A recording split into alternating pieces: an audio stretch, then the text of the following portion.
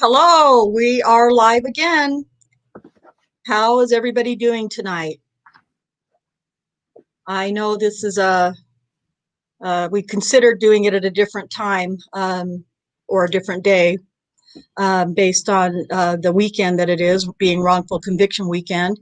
And I know that Sharon Sunshine has been doing an amazing job sharing all of her videos, all of Eric Jose's videos with us this weekend, and it's been sometimes emotional, a lot of times just good laughs and a lot of good memories. So thank you, Sharon, for doing that for all of us. I know we all really appreciate it. How are you doing, Kay? I'm good. Kay is always so sweet. She's always, going to be the face, and I'll put my face on again. Last week and today just weren't going to be the days for me, but Kay's always ready to go and wants to make sure there's a face out there. So, Cherie, how are you doing?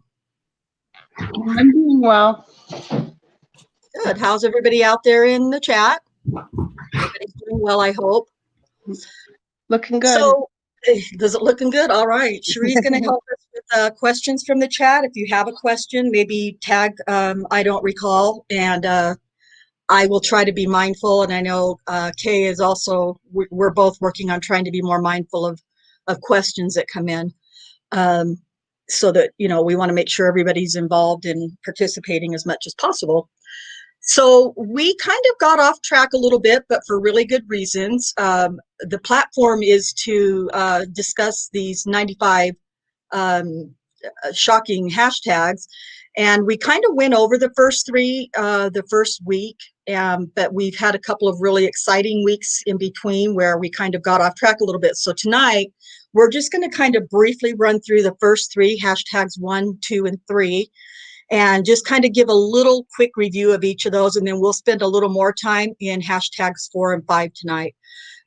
So with that, well, let me just tell you, I've learned a little bit more about how to do the StreamYard thing. So I have everything lined up where it belongs and in its order and everything else. But I'm still learning, and I'm still got some little hiccups. So I think it'll be a lot smoother tonight, but there might still be a little times where I'm kind of fumbling. And so Kay told me that she would do like her stand-up routine and stuff to keep you entertained during those times. So what we're going to do, we're just going to kind of switch off and read the hashtags, and then we'll kind of do a little brief thing about each one of them. So Kay, do you want to read hashtag 1? Oh, I can't hear you. You're muted. Oklahoma City Police Department sex crimes detectives Kim Davis and Rocky Gregory brazenly trolled for accusers. The detectives stated repeatedly in police reports and at trial that they proactively sought out and deceptively informed potential victims in advance that they had a tip that these women may have been sexually assaulted by a police officer who was a pretty bad guy. This biased and unprofessional approach yielded 10 of 13 accusers, lumped together and brought to trial. All right. So what I have to share with you first is a clip from Brian Bates. Always understood that Brian Bates provides a lot of this information for us, so I appreciate him for that, even though he's not aware. All right, here we go.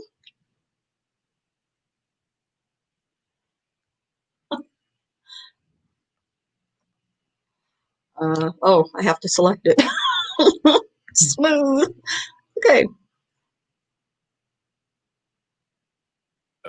Assistant District Attorney Galen Giger had agreed to file one criminal count each of forcible oral sodomy against then 27-year-old Oklahoma City police officer Daniel Holtzclaw. The charges were in response to allegations made by 57-year-old Janie Liggins and 43-year-old Terry Morris. We also learned that detectives put Holtzclaw and his attorney on notice that OCPD lab analyst Elaine Taylor had found female DNA on the fly area of Holtzclaw's uniform pants. As I explained last episode, the female DNA in question is nothing more than a tiny speck of common skin cells. The same type and quantity you would expect to see from innocuous contact like a handshake, a pat down on bare skin, or even from rummaging through another person's personal belongings.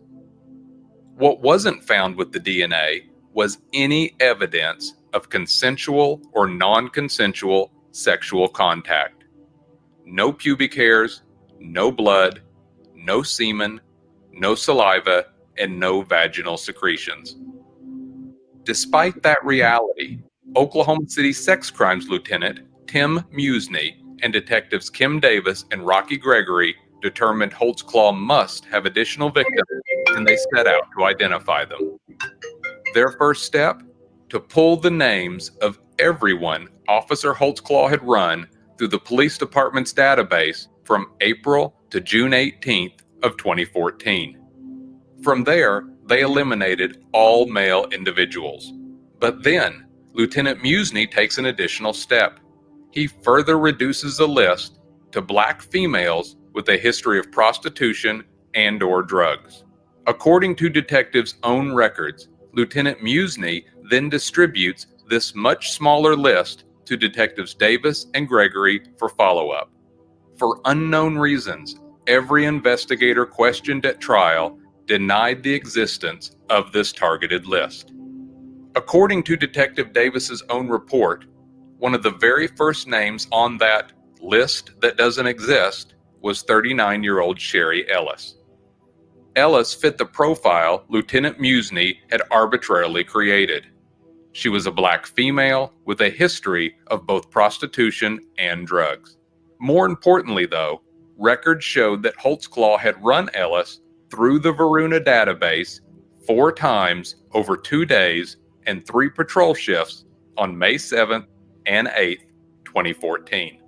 On July 24th, detectives Davis and Homan set out to locate Ellis. Over the next several days, detectives visited several addresses and called numerous phone numbers listed in the Varuna database.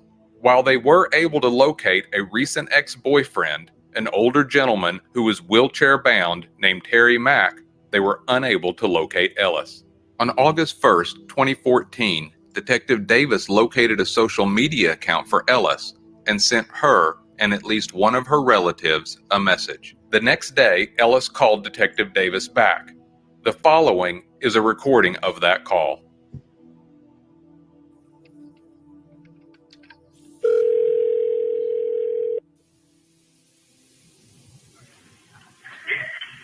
Hello? Is it Sherry? Yes? Sherry, this is Detective Davis. Yes, ma'am? Okay. You sound frantic in your messages. Oh yeah, because I don't know what's going on. It's okay. That's why I've been wanting to find you and just ask you something, okay? Okay. I have received a tip on Get my ass. I work in sex crimes, and I've been working some cases, and I received a tip that you may have been sexually assaulted by a police officer. Yes, I have. But I didn't say anything because I know that I know police department and police they all stick together. Well, we ain't sticking together on this one. Oh, okay. So I would like to interview you. Okay. Well, it happened to me. So,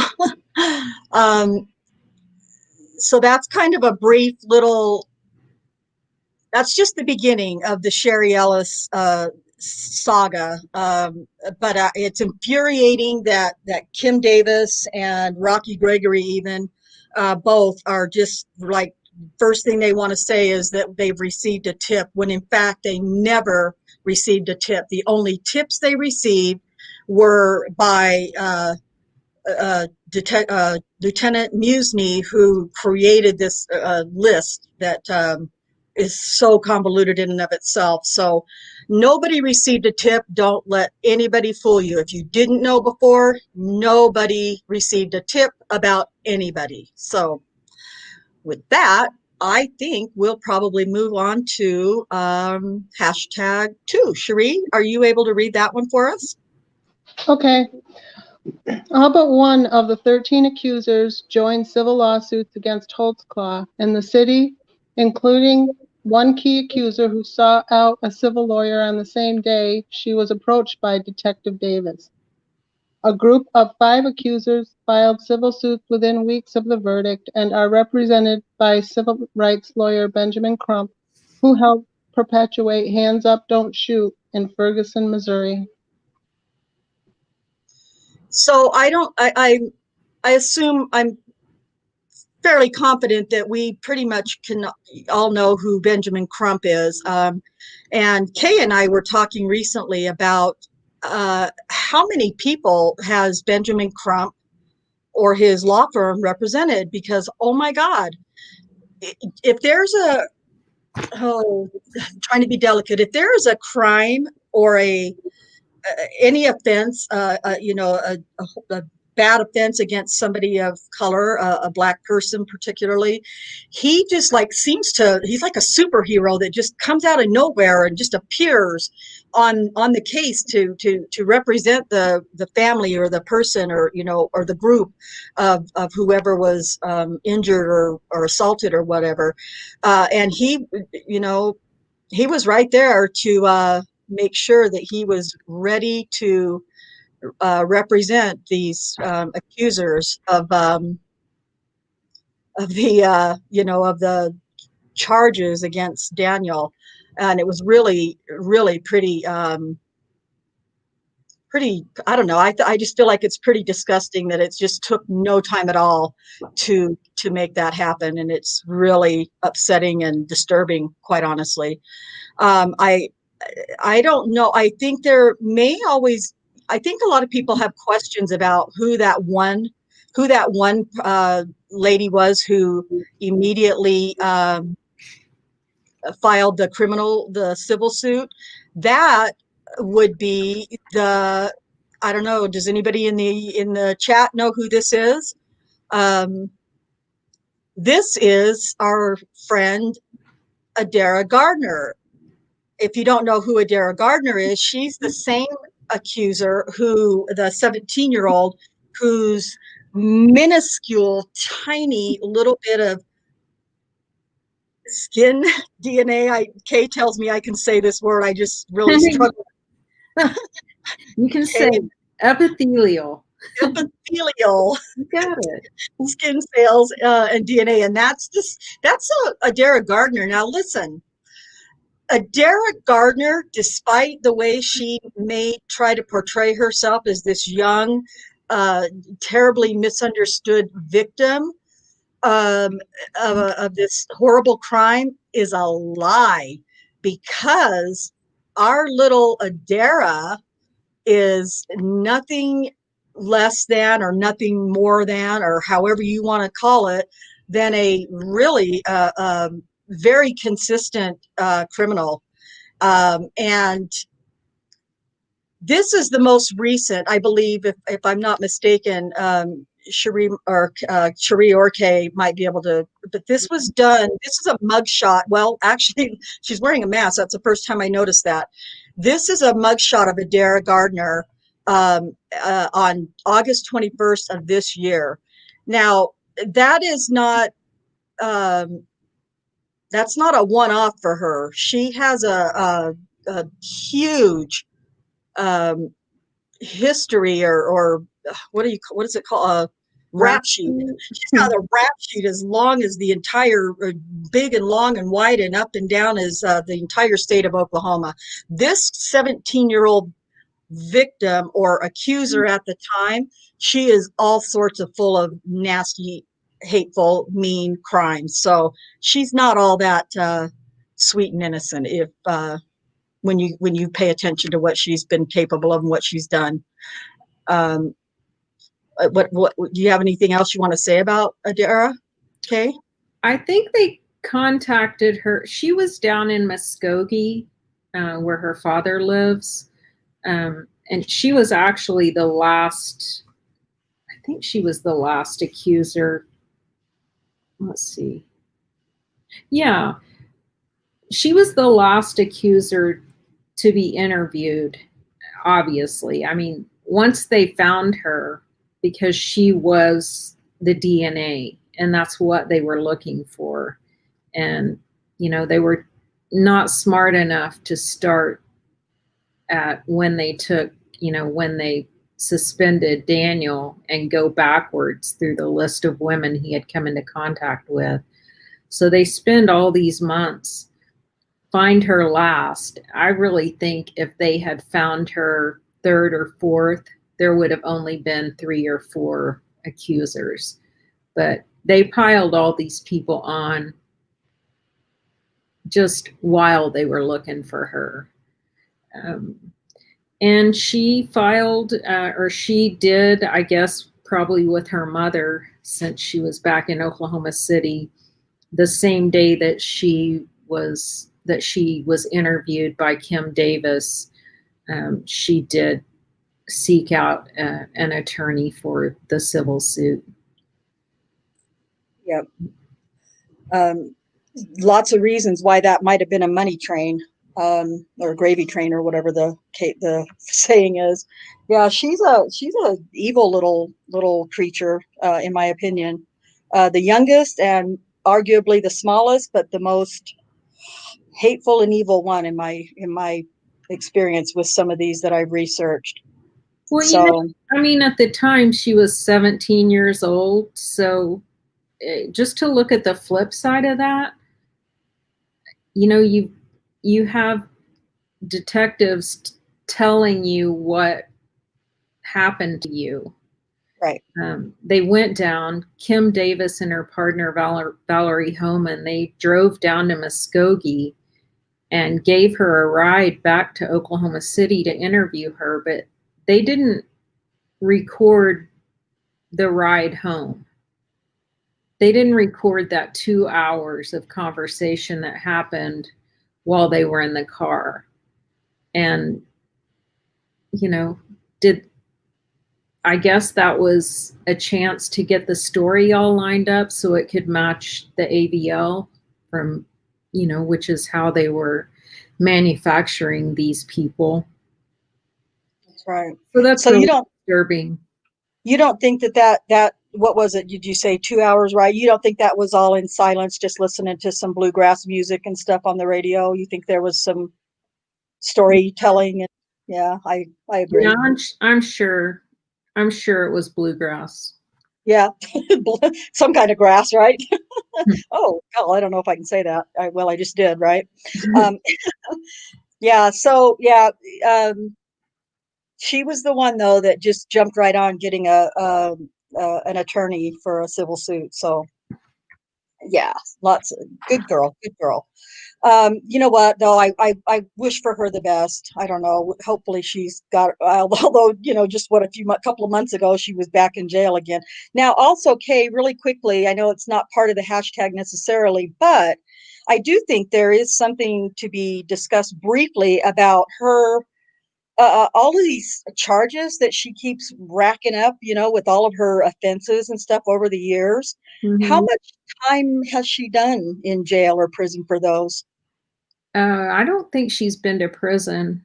Mostly if it's in Oklahoma County, the DA just, even if there's probable cause, the DA just declines to prosecute these women.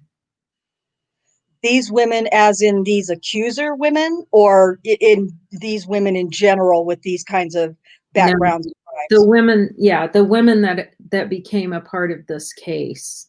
Okay. Yeah, that's what I was So I thinking. mean, it really lets you know that not only were deals made with certain accusers and detectives, or the DA or prosecutors, but they just, even afterwards, and I don't know if it will end when the civil trial ends or when Daniel's final appeal goes through, but they still get out of the trouble. So it's interesting to watch.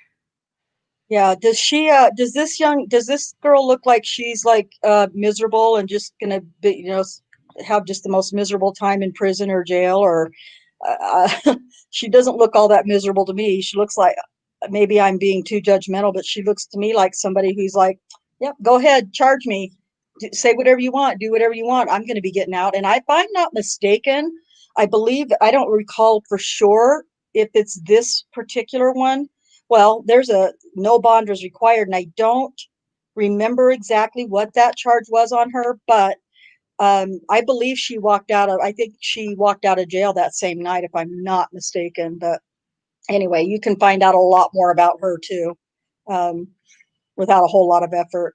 Well, she So has yeah, pending charges in Missouri right now. So, I mean, if those haven't gone away, I don't know how Oklahoma County can help with that, but who knows? Maybe. yeah, you never know. I guess we just don't know exactly what's gonna. I don't know. It's pretty disgusting. That's all I know for I sure. just think it sucks that, that they take these marginalized women and they use them. They said that Daniel chose these women and used them Hmm. because no one would believe him, because they were easy targets. When in fact, the detectives are the ones who use these women. Like they don't and didn't have enough problems already. Right. Now I mean, this has been going on for 6 years now. I can't imagine carrying the burden of false allegations around for the Right. rest of my life. So, in a way, the detectives screwed these women too. And I'm not giving them a total pass because, of course, they had to agree to become a part of the case. But, you dangle a civil suit, you dangle tens of thousands of dollars in front of people that don't have a pot to piss in. What are they going to do? They knew what they would do, Yeah, you know? that's right. And that's what I kind of felt too.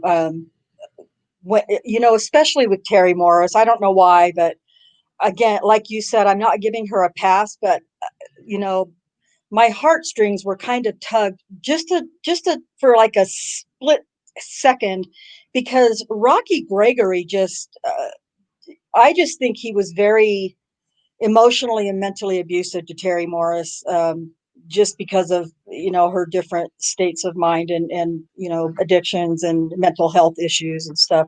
But anyway, I digress. So yeah, that will bring us to a review of hashtag number 3. And I don't know whose turn it is to read. Cherie, are you able to read 3? Sure. Detective Davis and Gregory failed to record or document their interviews with at least 35 women who told them they experienced no inappropriate conduct during their encounters with Officer Holtzclaw and were not victims of anything. On cross-examination, Detective Gregory gave the runaround at trial before finally admitting that he had filed 0 reports on the 35 women who provided exculpatory information. All right. Is this going to be you and me, Kay? Sure. Okay. I So in green we have Scott Adams, who's the defense attorney for Daniel, and in purple is Rocky Gregory with his little snide, pissy comments or remarks. So this is from trial transcript. Scott Adams, question. Okay, would you agree with me now, on all the women who stated absolutely nothing happened in their contact with Officer Holtzclaw, you're able to verify that he did not actually run their names or had run them on Varuna or CIU, correct? That's correct. And after they told you that, in fact, Officer Holtzclaw did absolutely nothing inappropriate and nothing sexually happened, certainly you made a report to that effect. a little, I'm going to be working on how to figure that out so I can do those all in one next time. But here we go for the second part in the transcript. Did you not? I believe I did. Okay, so on each of these 35 individuals, we're going to have a case number, or under Officer Holtzclaw's case, it'll be under his case number where you've made a report of each and every woman that denied anything inappropriate happened. I think what I did was just cross them out. You know, like going down through the Varuna list, contacted them, cross them out. I think that's what I did instead to report individual. Okay, you understand the difference between crossing someone out and making a report, don't you? Yes, that's why I corrected it. Okay. So there's no list that exists, or no report exists, of any of the women who denied anything inappropriate happened or denied anything happened to them at all. There's no report made on those women, is there?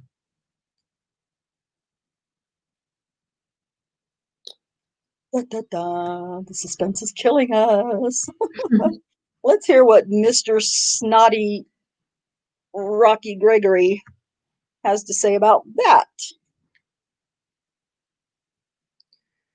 Just the Word document, I guess you could say it's a report that Detective Davis put together. We joined in of the women that said that nothing happened. So yes, you could say there's a report. Interesting. This is where I just feel like Rocky Gregory is just beginning to sound very flippant and arrogant and cocky. And this is kind of how he finishes this. Scott Adams question. So my question is this. So whenever they would tell you nothing happened, we know you didn't make a report, correct? Yes. So, and we know you didn't record it, correct? That's correct.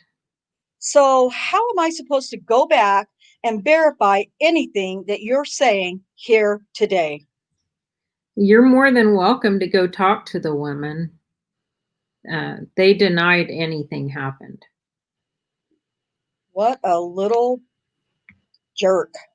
Just so cocky and so arrogant. And they're, I always felt like Rocky Gregory was kind of like a duh, following Kim Davis's lead, and looking to her for trying to figure out what to say next and things like that. But telling you, he really gives these guys the runaround with this whole reporting thing. It's incredibly unfair to Daniel that 35 women said nothing at all happened to them when they encountered Officer Holtzclaw. Nothing inappropriate occurred. 35 women said this.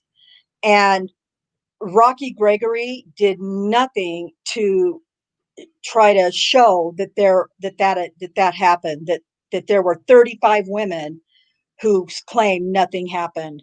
And that's very unfair to Daniel, because that, when you put that ratio of 13, next to 35 who claim nothing happened, that's a pretty big difference. And it's pretty disgusting that Rocky Gregory just is so flippant about it. Like, well, yeah, go ahead and find them, talk to them. They already said nothing happened. That's some major bullshit. So I was really offended by his commentary in that part. Well, I mean, what do you think? Is that Well, I mean, so they have a list of. there's no list. There's no list. Right. There's no list. But so they had a list of, I mean, I think initially it was like 400 people, and because, Daniel had a lot of contacts in his shift. Daniel was a hardworking cop. He wasn't sitting around on Facebook while he was on shift just killing time. So they had a lot of women that fit this victim profile of Black women with a history of, drugs and criminal background. And they had to narrow that down. So what they did was they narrowed their range down. So they just went back, I think, 6 months. So if Daniel really was a serial rapist, so what? Just screw the women that got raped 6 months. If you've missed the 6-month cutoff, that's too much for us to deal with. I mean, it's just ridiculous. But, so they take the list and they get 36, I think it's actually closer to like 40 women who said nothing happened to them. And then, like I said, they stop with Adara Gardner once they identify her, because she's the DNA that they've been searching for from the beginning, from the fly of his zipper, from the fly of his pants. I mean, the whole thing is just like a cartoon, how it was put together, really. There's absolutely no follow the evidence and search of the truth. It just didn't happen. Right. And they, I get really frustrated when I hear or read comments about, there was just so many mistakes made in this investigation, or so many things that were missed, or things like that. That really is upsetting to me, because I don't believe that there were any mistakes made in the investigation. I believe that investigation, and I'm using my air quotes here, went exactly how they wanted it to go. So there are no mistakes at all in this investigation. It kind of like the Avery Dassey case. There really was no investigation. It was just kind of a smoke and mirrors, or charade, to make it look good. Mm-hmm. Because just like I believe with the Avery Dassey case, I don't believe that they really expected this to really go very far. They're just going to, I think they really believed that they were going to be the heroes, the prosecutors and the detectives, and the detectives were, I mean, they all, let's see, Kim Davis, Rocky Gregory, and I want to say Valerie Holman, maybe. I'm not really certain. I shouldn't say that because I'm not 100% certain, but they received awards for the work that they did in this case. And I think that they just thought, well, we're these big heroes, and nobody is going to even look twice at what we've done to ruin this man, all three of his lives, and his families, in the process, because they thought they had that much arrogance. That's my opinion of that. So, does anybody in the chat have any questions? Have you seen any questions, Cherie? I haven't yet, no. Okay. All right. And I know that I'm sure we have several in the chat who do know a lot about the case too, who, are probably helping answer some questions too. We appreciate that. So now we're going to move on to number 4. God, it's hard to be brief. As hard as I try, it's so hard to be brief. But we're going to spend a little bit more time now on hashtag number 4. And Kay, do you want to read hashtag number 4? Out of 13 accusers, 17 alleged crime scenes, and 36 counts of alleged sexual assault ranging from oral sodomy to vaginal rape, there were no cooperating witnesses and not a single piece of direct evidence. So think about that, you guys. With all of these accusers and all of these different alleged crime scenes, um, there is no evidence, no evidence, no. I guess I have to say, I can't say there's no DNA because there is that little bit, but it's really, first of all, not the kind of DNA that's really going to inculpate anybody, Daniel or anybody, for a crime, a sexual crime, because it's epithelial skin cells, not like Galen Gigger would have the jury believe at the end of trial that it, saying that the DNA came from the vaginal wall secretions of the victim. It just wasn't. It was not at all from that location. And there was proof of that, although that proof wasn't handed in during trial, from what I understand. But it wasn't that at all. We're going to kind of show you some things that you've probably seen before, but you know what? Every time I watch some of these things, I learn more again and again and again. So I'm going to play some clips from Daniel in the Den. Just going to kind of let some clips play for everybody, especially if you aren't familiar with the case, for you guys to listen to.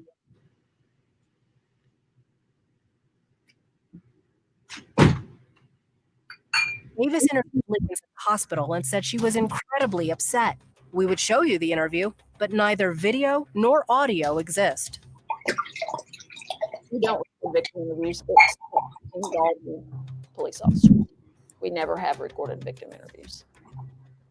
Okay, but this one involved a police officer. It did, but I had no recording. I had no equipment to record it, and it didn't even cross my mind to record it. We're in the middle of the hospital, and it's not something we do. We don't take a recorder to the hospital and do interviews. Kim Davis is such a twit. You don't use your phones for interviews? No. I wouldn't even know how to record on my phone if I did. You wouldn't? No, I have no idea. The veteran detective was not technologically advanced enough to record an interview on her personal phone and says they aren't allowed to either. You don't carry work phones with you that you We're could not use? provided with work phones. Still, she and fellow sex crimes detective Rocky Gregory managed to tape 9 additional accusers. If you don't know, you don't know. And tell me, I don't remember. It's okay not to remember. But Liggins, the linchpin for the entire case, never gave a recorded statement. Liggins did, however, take something called a SANE test with a sexual assault nurse examiner.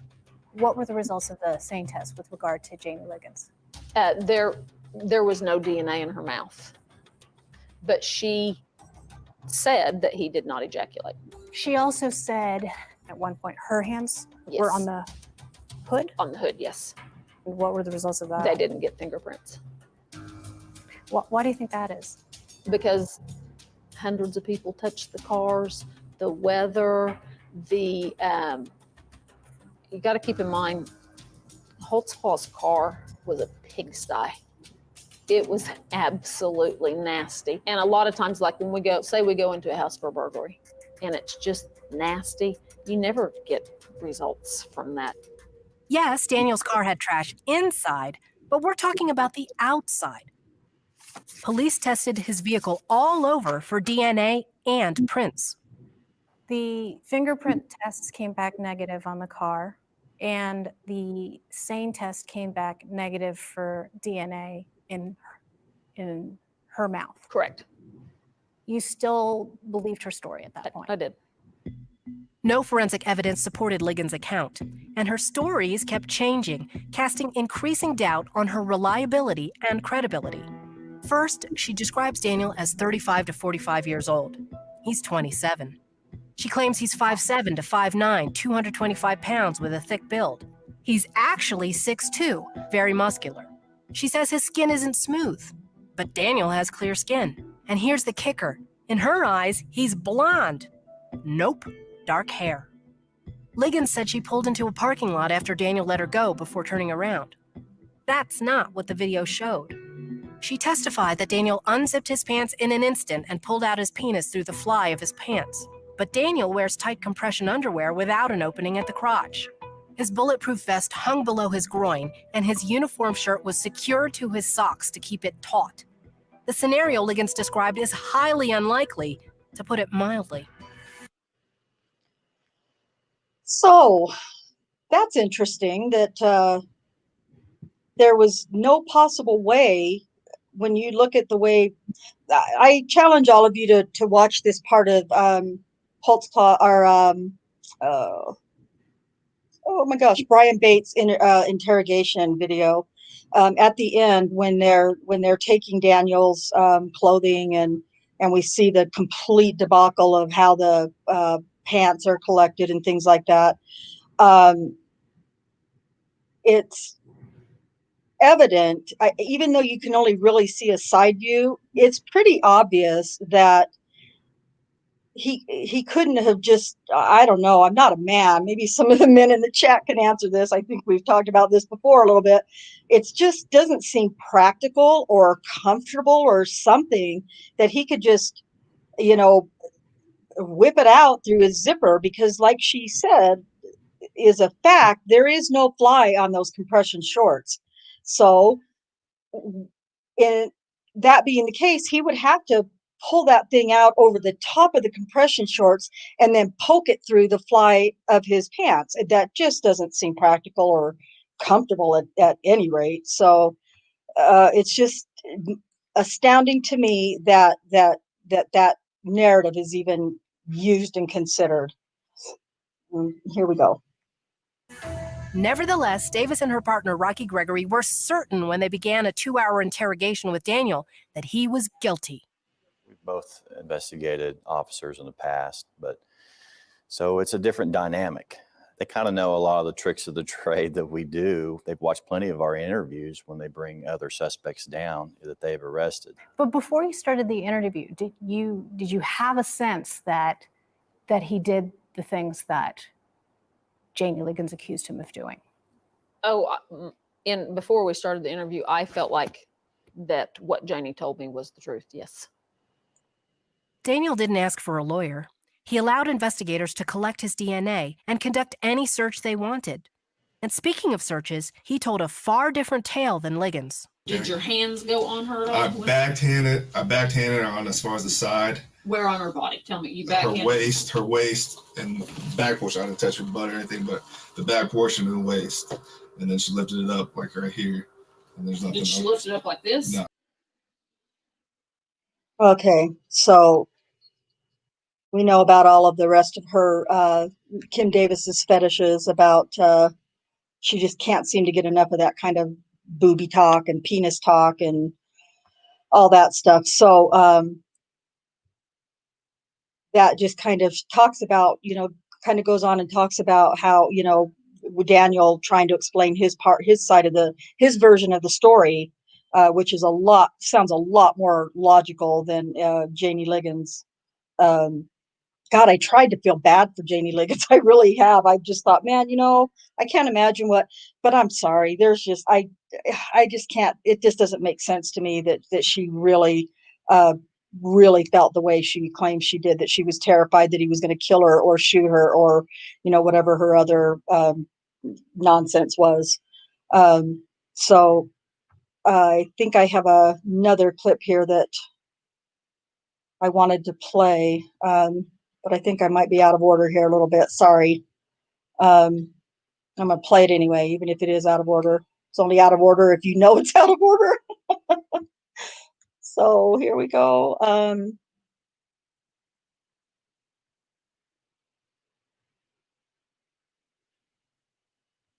She also said at one point her hands were on the hood? On the hood, yes.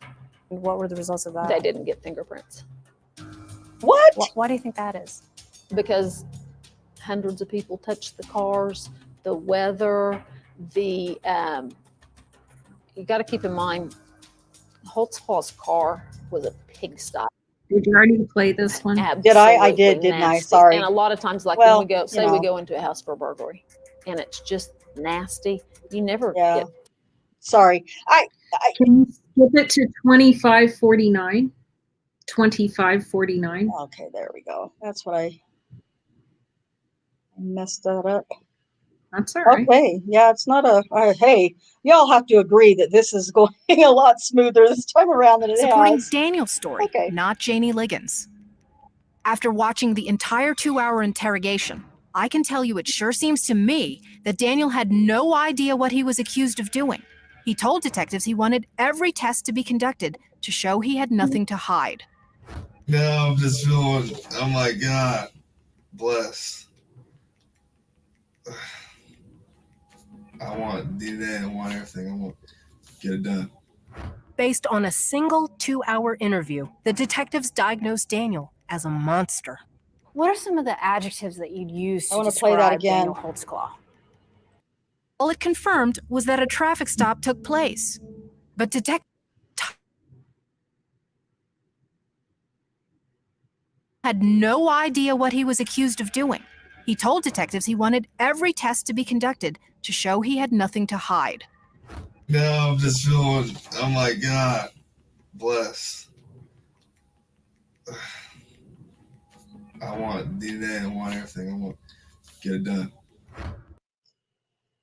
Yeah, I wanted to replay that because I just think that is so, he's just exasperated at that point. Like he just can't believe what's happening to him. And, just he wants whatever can be done to try to, back him up and prove that he's not guilty of these horrible crimes. So is that one of the high moments for you, Kay, when you see him like begging to get that stuff done? You know, at this point, I think Kim Davis has asked him about his girlfriend. She's going to go call his girlfriend and see if they had sex last night for some reason. That's something part of her investigation. He's just exasperated right there because, I think she's actually already come back in and told him that she doesn't believe him and that his girlfriend didn't corroborate his story. His girlfriend, by the way, took Ambien, and has a stranger calling her, asking her about her sex life. So, think about how you would react to something like that. But they didn't, the whole point of this is that there's no evidence. And they didn't do things like, why didn't they take a penile swab from Daniel? Supposedly, according to them, Janie Liggins is the third person he has assaulted on that shift that started on June 17th and ended on June 18th. He's supposedly raped Kayla Lyles he supposedly raped Adara Gardner on her mom's front porch in broad daylight. And then Kayla Lyles later that night, he raped her. And then Janie Liggins.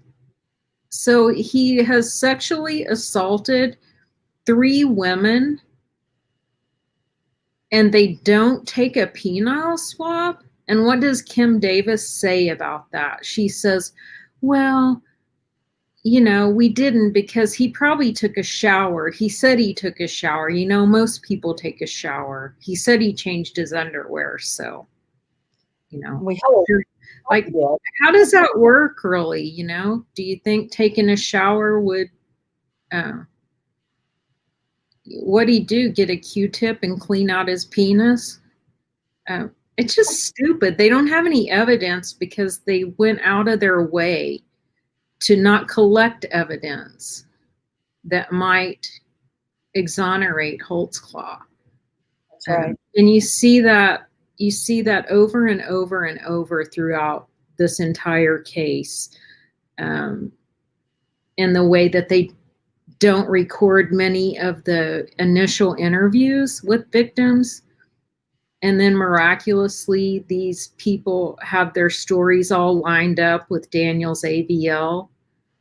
I mean, it's just unbelievable that he was convicted. And I think, you know, he felt the same way. Right.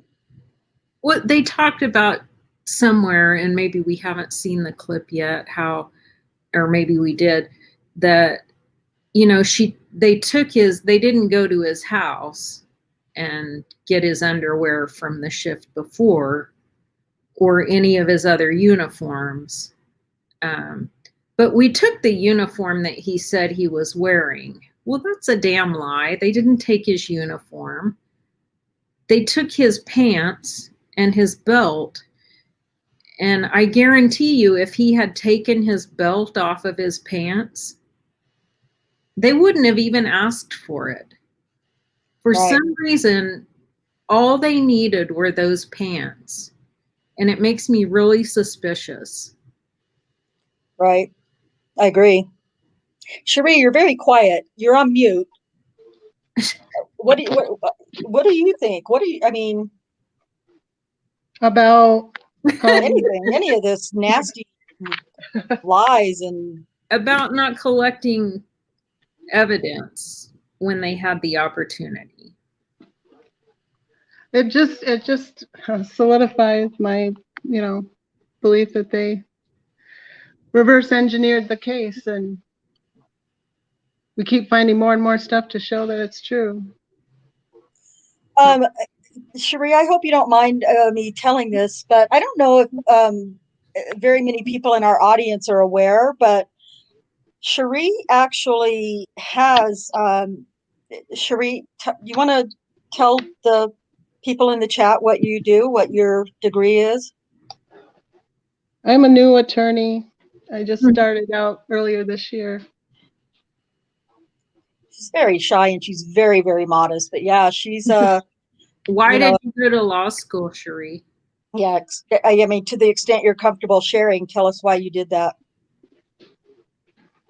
I just saw a lot of injustice and lawyers that weren't very good lawyers, and just saw a lot of things I didn't like, so I wanted to try to help do something about it. We need more people like you. Yes, we do.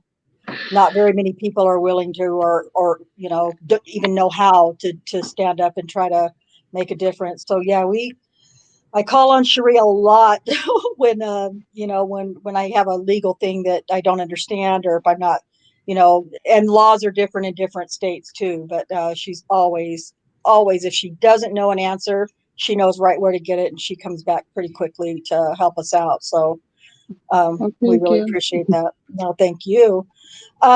So Kay, I'm wondering if this is the part that we might have been talking about that you might have been talking about that we didn't get a chance to see yet. If we did, you guys, I apologize.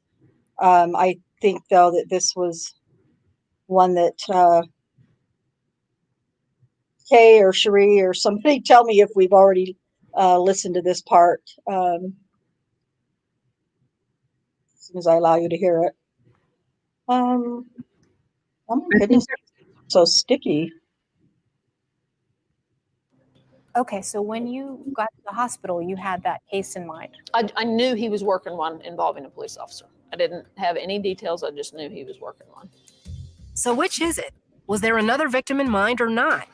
Well, I had a victim, Terry Morris, and her description of her assailant matched up what Jenny Liggins, her description of her assailant was, and everything that transpired during both their assaults kind of matched each other.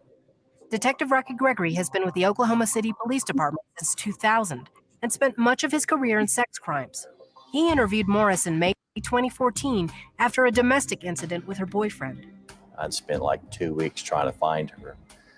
By the time I was able to locate her, she again was high, and then she refused to cooperate She said she was moving to California, didn't want to do anything. I sensed that there was something that did happen, but she wouldn't look at a photo lineup. She actually told me a wrong location to kind of throw me off a little bit. But why would she do that? Well, she explained later on when she got sober, the reason why is because she knew was going to dig into it, and she didn't want the boyfriend to know that she fell off the wagon in the location where her.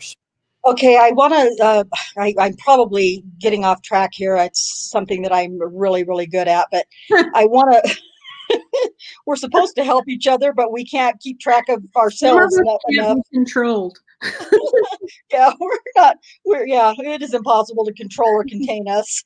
But if you remember back in the during the 911 call, oh gosh, I think it's the 911 call from Terry Morris. It's in that time period.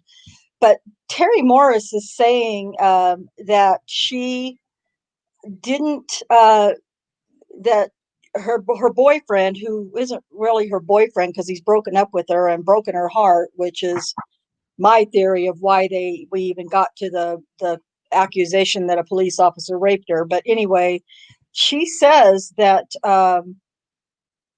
couple of things. She says that the assault took place on the 20th or the 21st of that month, which was when you listen to the call, she says it was just a few days ago, and that call took place on May 24th. So just a few days ago kind of fell in line with the 20th or the 21st. She also says somewhere in the report, at least, that she didn't that she had fallen off the wagon, or she had relapsed was the word I think she used, and that the boyfriend was mad at her. Or I know I'm telling those details incorrectly, Kay, but she's basically said that, she's telling the law enforcement that her boyfriend is upset with her or angry with her because he knows that she's relapsed and that she's taking drugs again. But then we get to hear Mr. Liar say this again. By the time I was able to locate her, she again was high, and then she refused to cooperate. She said she was moving to California, didn't want to do anything. I sensed that there was something that did happen, but she wouldn't look at a photo lineup. She actually told me a wrong location to kind of throw me off. That's not true, because they did shove photos in her face, I think on the second interview, if I'm not mistaken. But she did look at photos, but they were designed, and I believe Rocky Gregory even admits that it was designed to, have her pick out Daniel Holtzclaw. So she did look at a photo lineup. However, it was because of that entire debacle, because she never ended up identifying Daniel, and because of that complete fiasco and the way that all got jacked up, they never ever showed another photo lineup in this case again after that. They couldn't risk another Terry Morris incident with the photo lineup. But what proves Rocky a liar is really that when you listen to the 911 call where her ex-boyfriend is calling in because she's destroying his car, and that's where Terry Morris had the excited utterance when she realized he was calling the cops on her, where she said, "You're going to call the same mother that done raped me." They had asked him, while they were finding out who is this and is she on something, is she drunk or on drugs? And he says she's on something. So he already knew that she had relapsed.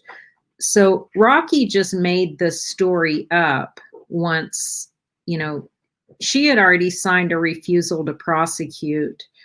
They finally get contact with her on June 3rd.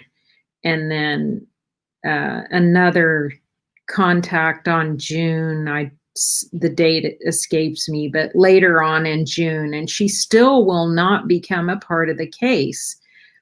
And they're just freaking out because they really need to connect her because they're not going to be able to prosecute on Janie Liggins alone. Her rape kit came back negative. The fingerprints came back negative. The video from the security footage from the building supported Daniel's story, not hers. So they needed to link Terry Morris to it to be able to do this. And so I believe they got her arrested and let her sit in jail for a week. And then they went up and talked to her. And Rocky just created that crap out of thin air about the reason that she lied in the first place. Because it's just total bullshit. I mean, it's just also infuriates me. I might be a little too far, but description of her assailant was, and everything that transpired during both their assaults kind of matched each other. Detective Rocky Gregory has been with the Oklahoma City Police Department since 2000 and spent. Daniel said that he had washed the underwear. He still had. Did you think you should have taken those? No, because we didn't have other videos working one involving a police officer. I didn't have any details. I just knew he. Gregory has been with the Oklahoma City Police Department. Well, Okay, so when you got to the hospital, you had what that I case in wanted to mind. play was what he says, what Rocky Gregory says, which is puts him right where he wants to be or where they want to be in this case. He says that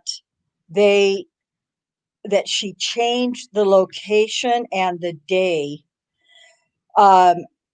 They had to change the date and the location because it couldn't, Daniel's AVL and call-ins and activity cards, he wasn't even working on the 20th or the 21st, which is the day, that one of the 2 days that Terry Morris said that the assault occurred a few days before. He wasn't working on those days. So the only day that they could find that he had, well, not the only day they could find, but the closest one they could find was May 8th. And that was when Daniel, when it showed up on his AVL and his daily activity card or whatever those words are, because he did go to a location where Terry Morris was on May 8th, but it wasn't the location that she was describing that occurred on the 20th or 21st, and it certainly wasn't the day. So when Rocky Gregory claims that she had kind of lied to him and told him a different day and a different location because she didn't want her boyfriend to know she had relapsed, he had to get her to say that. And it took three separate interviews for him to get her to say that it happened on the 8th of May at Liberty Station Apartments. And by the time he got that out of her, she had been in jail for almost a week, I believe it was, sobered up, cleaned up, and, was a little more coherent. It's disgusting that if it had been a couple of days or a few days, give or take a day around the 20th or 21st, that would have been one thing. But to go almost 3 weeks back to make sure that they could pin this on Daniel is pretty disgusting and disturbing. So, yeah. I think the last clip on this video is at 39:13. Yes. Let me get there. I keep messing that one up. As routine storms destroy cars, houses, and lives in a place nicknamed Tornado Alley. And finally, it's the setting of our story of injustice, the place where an entire department and city turned their backs on a police officer targeted by a racially charged mob seeking social justice over real justice. That man is Officer Daniel Holtzclaw, Daniel in the den, now behind bars for crimes he says never even happened. In this section of Northeast Oklahoma City, Daniel Holtzclaw pulled over Janie Liggins after she swerved in front of him in June 2014. She claims he made her perform oral sex on him near a busy intersection and in view of surveillance cameras. A man she described as the wrong height, hair color, and skin type.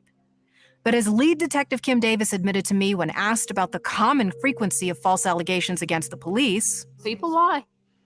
we know Liggins changed her story several times. Did Daniel?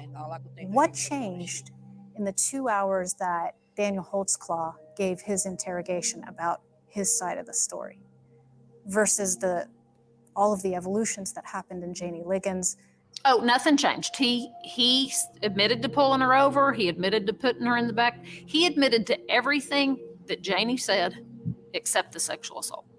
There's no forensic evidence to back up what she said. Correct. And you still believe her, not him. I do. I assume it's because of all the other women that became a part of this case. Oh, I mean, absolutely. When you have one victim, I believed her, but we don't always get things done when you have one victim. But when you have 13 and the MO's the same and the verbiage is the same, it just becomes a little bit more believable. That doesn't sound manufactured, does it?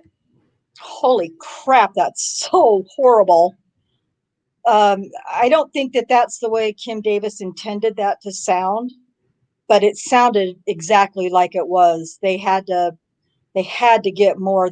Like Kay has said, you know, they had to connect Terry Morris to Janie Liggins in some way in order to make it a serial rapist or serial assault case. So to mess with somebody's life like that and to intentionally ruin a life like that is just beyond evil and vile behavior from somebody who claims to care about sexual assault victims and claims to be an advocate, somebody who's won awards for that advocacy. It's disgusting. So I really struggle with that whole line of we searched and searched. We knew it was there. We knew it was in that video somewhere, but it was really important for us to make sure you guys know that, you know, Kim Davis makes that comment about, you know, we don't always get things done with one, but when we have 13, then something gets done, and that's disgusting and gross. So I know, I pretty much know how Kay feels, Cherie. I know how you guys both feel about that. But you're free to comment on it if you would like. No, that's fine. I mean, it's the whole case is sickening. It's sickening what they did to Daniel and everyone who loves him. Right. And you know what? Just again off track. Do you wonder? I wonder sometimes if they even realize that they didn't just take away 3 lives, 3 lifetimes of one person. They sentenced his entire family and his friends and his supporters, all of us who support and care about Daniel. They took it away from all of them as well. And I wonder, I just wonder if that ever even crossed their mind, and if it did they, I mean, obviously they didn't care. But man, that just puts the evil on a whole new level, in my opinion. Well, you know, I was talking to Daniel about this, you know, about like how the hell can people do things like that? You know, along the lines of what they did to him. But, you know, he just said you have to be, you struggle every day as an officer not to get jaded. And, you know, to do the right thing, to, you know, not become hardened against these people that you see doing the same stuff over and over and over again. You know, and we're talking about the people who played a role in manufacturing this case against him. You know, those people have been on the force for a really long time. They've seen a lot of things. Kim Davis and Rocky Gregory, Lieutenant Musney, Bill City, we know, I mean, it's well documented what Bill City is, the chief. You know, I don't know if at some point somebody gets something on you and then you owe them, or how that all falls out, but I don't really think they thought too much about, oh, let's count up how many lives we're going to destroy. It was more, you know, we had this meeting. I've been told that the eyes of the department are on me. We've discussed that racial tensions are high right now. And let's do what we need to do to save the department. We'll sacrifice this one officer. And that's what they did. They sacrificed him. Yeah. And, you know, just, Kay, can you speak kind of briefly, or however long you want, to the fact that how Daniel interacted or didn't interact so much with his fellow officers in the department, and why? Well, I mean, he didn't, it wasn't like he hung out with people that he worked with, because his spare time was bodybuilding, and, you know, he had a whole different group of friends. And frankly, Daniel felt like a lot of the officers were lazy. And so, you know, maybe, I don't know how clear that was. I don't know if people realized that he felt that way and were pissed off that he would say something like that. But he had aspirations to work his way up and, you know, to be career law enforcement. And he was really working hard to do that. So, you know, is that what you mean? Yeah, That absolutely. Like some of them were lazy. Yeah. And it wasn't that he was hateful towards any of them. It seems to me like he just chose to stay out of the mix, so to speak, to make sure that he didn't put himself in a situation where he might get involved in drama or controversy or something. You know, he just wanted to do his job, be the best that he could be, and then some, follow in his father and his mom's footsteps, and, you know, make them proud. But it really was, he wanted to be the best that he could be, and not for himself. I mean, I know, yes, he had the aspirations to move up and to move, you know, to become, you know, higher up in law enforcement, and that's all great. But it was really about him truly wanting to help people.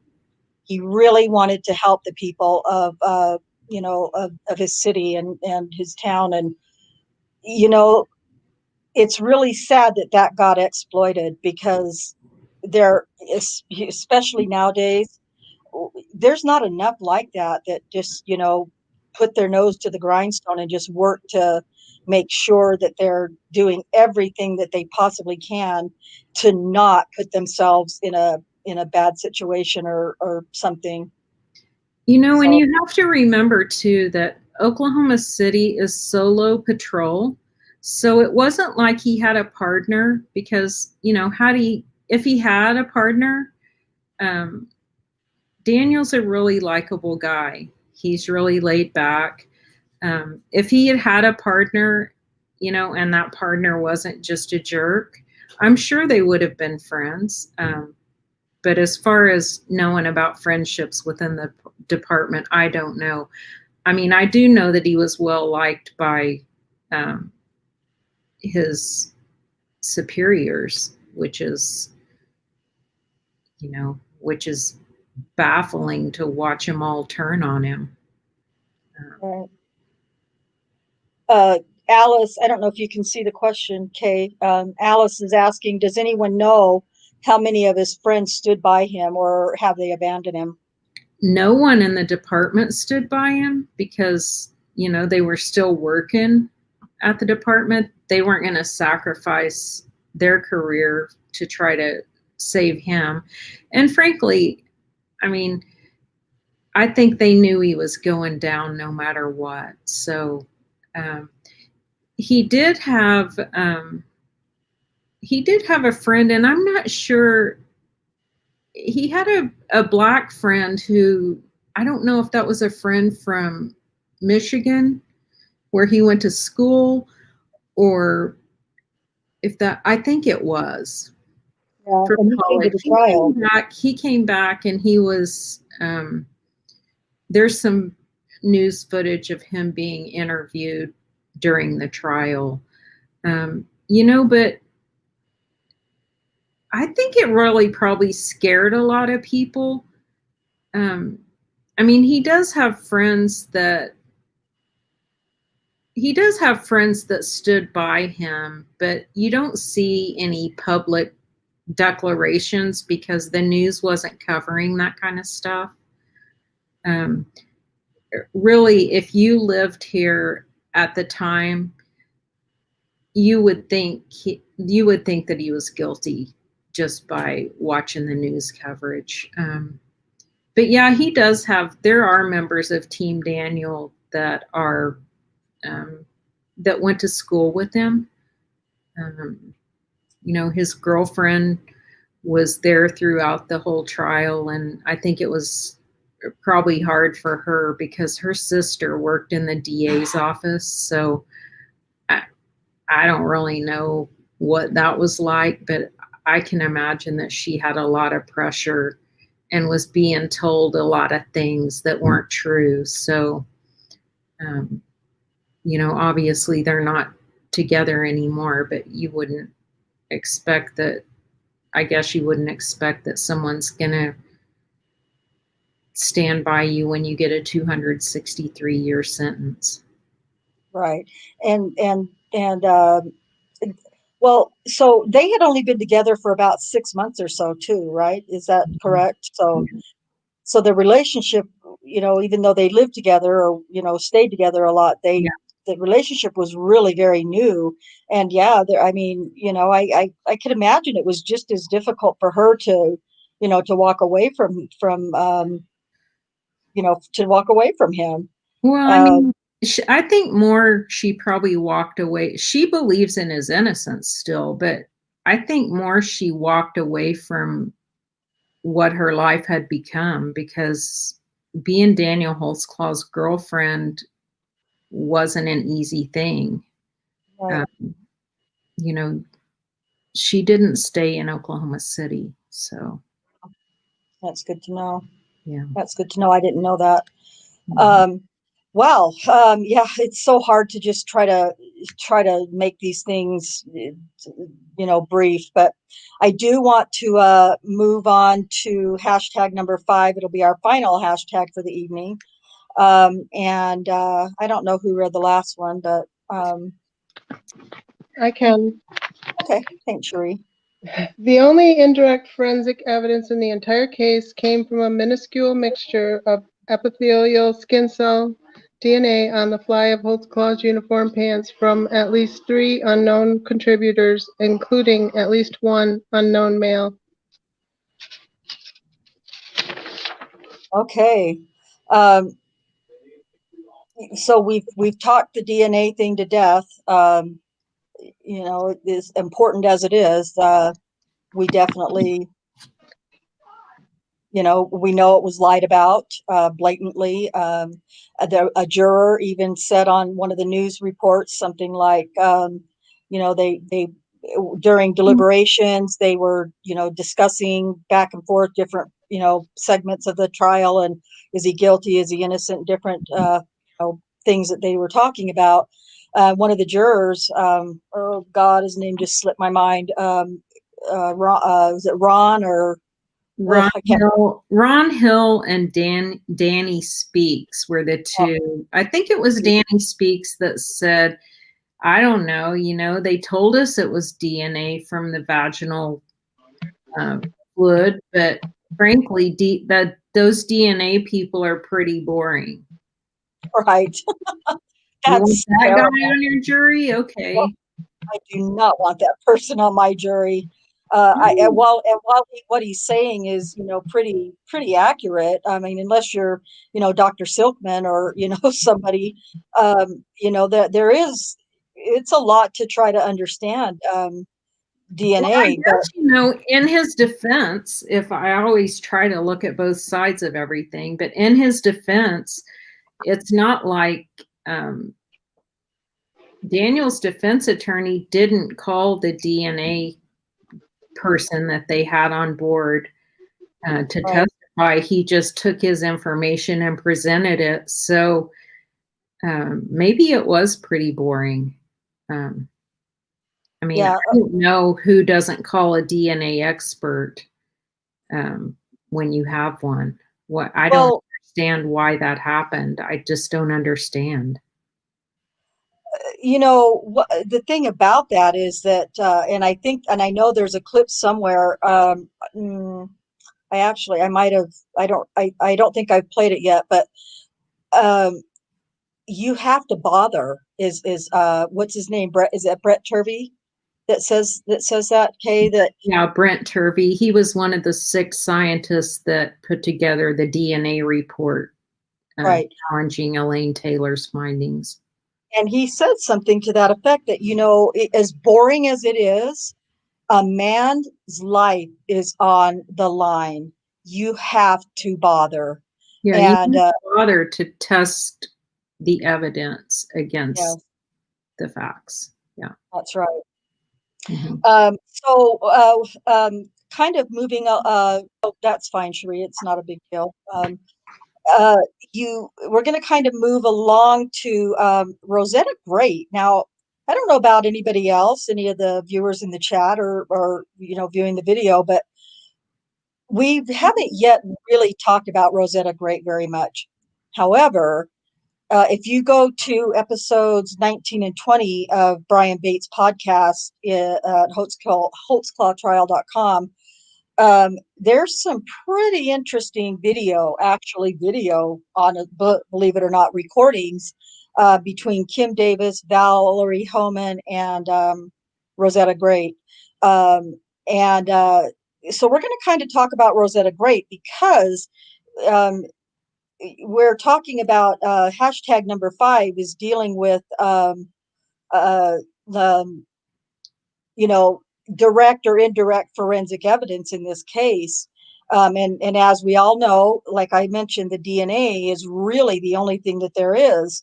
And even that is questionable. So Rosetta Great, however, has all sorts of information and DNA and all these things that she's gonna not in the first interview that she has with the detectives, but in the second one, pardon me, in episode 20. Boy, she gets really animated and really excited. But we're gonna kind of again, I've dragged us on for longer than I wanted to, but I really think you guys are going to be interested in learning some more about Rosetta Great. She's another kind of like a little bit like a Dara Gardner in that she has a pretty checkered past and current life, I guess you could say. So we're gonna kind of dive into Rosetta Great a little bit since she seems to have so much um, forensic evidence in this case. Yeah, so much. So first of all, the first thing I'm going to do, this is how I'm going to introduce Rosetta Great to you, to those of you who don't know anything about her. Well, I'm just going to play it. This is a news report regarding Rosetta Great. Driving near 23rd and Broadway, an Oklahoma City police officer pulls over a driver for a busted tag light. This is Samson. What's the address of your emergency? Seconds later, an emergency call came into 911 to report a shooting at this nearby home. They was like, who got shot? What's the people? Who's fighting? I'm like, what? Man, I'm asleep. What are you talking about? With EMSA and fire speeding past his location, the suspicious patrol officer asked the driver to hand over her phone and found the suspect, Rosetta Great, had in fact dialed 911. She called 911 to report a shooting at a nearby location. Well, there wasn't a shooting. It was a fake call in order to get the officer off the traffic stop so he would go to the shooting call. She's slick.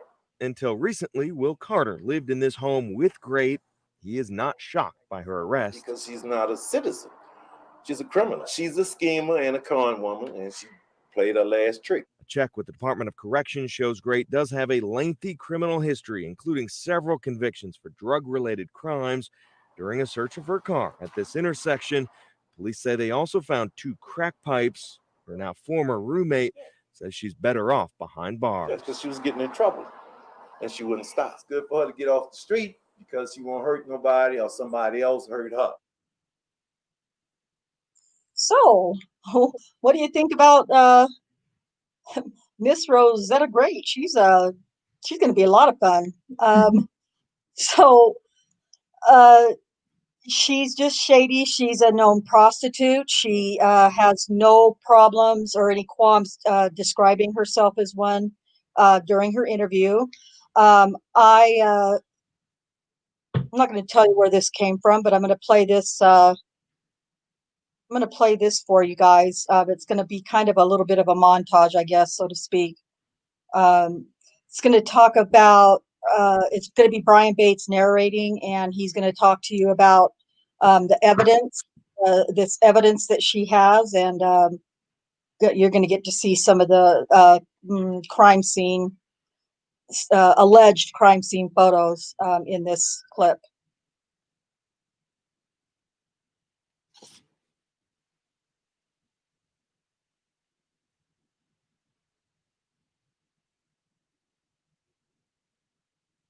I'm now going to break down Rosetta Great's story from my perspective as an investigator. Oklahoma City police officer Daniel Holtzclaw did in fact come into contact with Rosetta Great near Northeast 14th and Jordan. And that stop happened on April 24th, 2014 at about 7 p.m. It was a nice evening, about 72 degrees with scattered clouds. And we know the date. Not because there was patrol car GPS confirming the stop, but because Officer Holtzclaw did what he most often does when he goes out on a subject. He radioed in Rosetta Great's name and identifying information. Once again, he wasn't hiding the fact that he came into contact with a female that would later accuse him of awful crimes. However, if you recall, Great claimed Holtzclaw didn't call her in to dispatch, but here it is. Thursday, April 24, 2014, 19:08 and 11 seconds. Thursday, April 24, 2014, 19:11 George Robert Adam Tom Edward, first name is Rosetta, Robert Ocean Sam Edward Tom Adam, date of birth 76, black female. Thursday, April 24, 2014, 19:15 and 0 seconds. Great comes back clear for any warrants. So when Holtzclaw finds a glass crack pipe in her purse, he cuts her a break and allows her to destroy it. I find it extremely odd that a cop with an agenda to extort sex would allow the biggest piece of evidence he has against that individual to be destroyed. But yet, she says he did. Great doesn't provide any details as to what else occurred while Officer Holtzclaw detained her at 14th and Jordan. But we know from his patrol car GPS that he was there for about 15 minutes. Regardless, what about taking her to her house?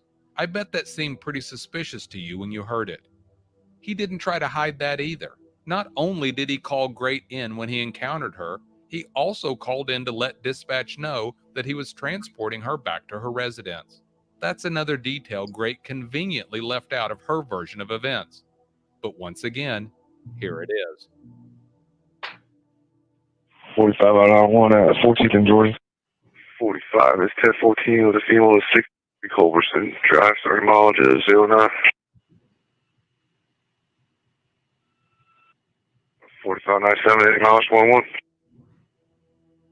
Officers transporting individuals is not uncommon. Rosetta even testified it's happened to her several times. And when it happens, especially when it's the opposite sex being transported, officers are required to call it in. Now, Holtzclaw doesn't always do this, but he did in this case. Which reminds me of the first instance where Great's story doesn't quite seem to ring that credible. And she definitely wants us to think she's a credible person. She even makes it a point to call out that when Holtzclaw asked her what she was doing, she claimed she was honest with him and told him, quote, "I'm getting high and prostituting."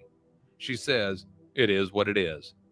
She says that she's been out there for a few hours and she needs to walk home. But every time she starts walking home, she gets picked up by a customer for sex, and they end up dropping her off right back in that general area. In reality, while she had been out there for a few hours, she allegedly was only picked up a couple of times. A prostitution date only lasts a few minutes.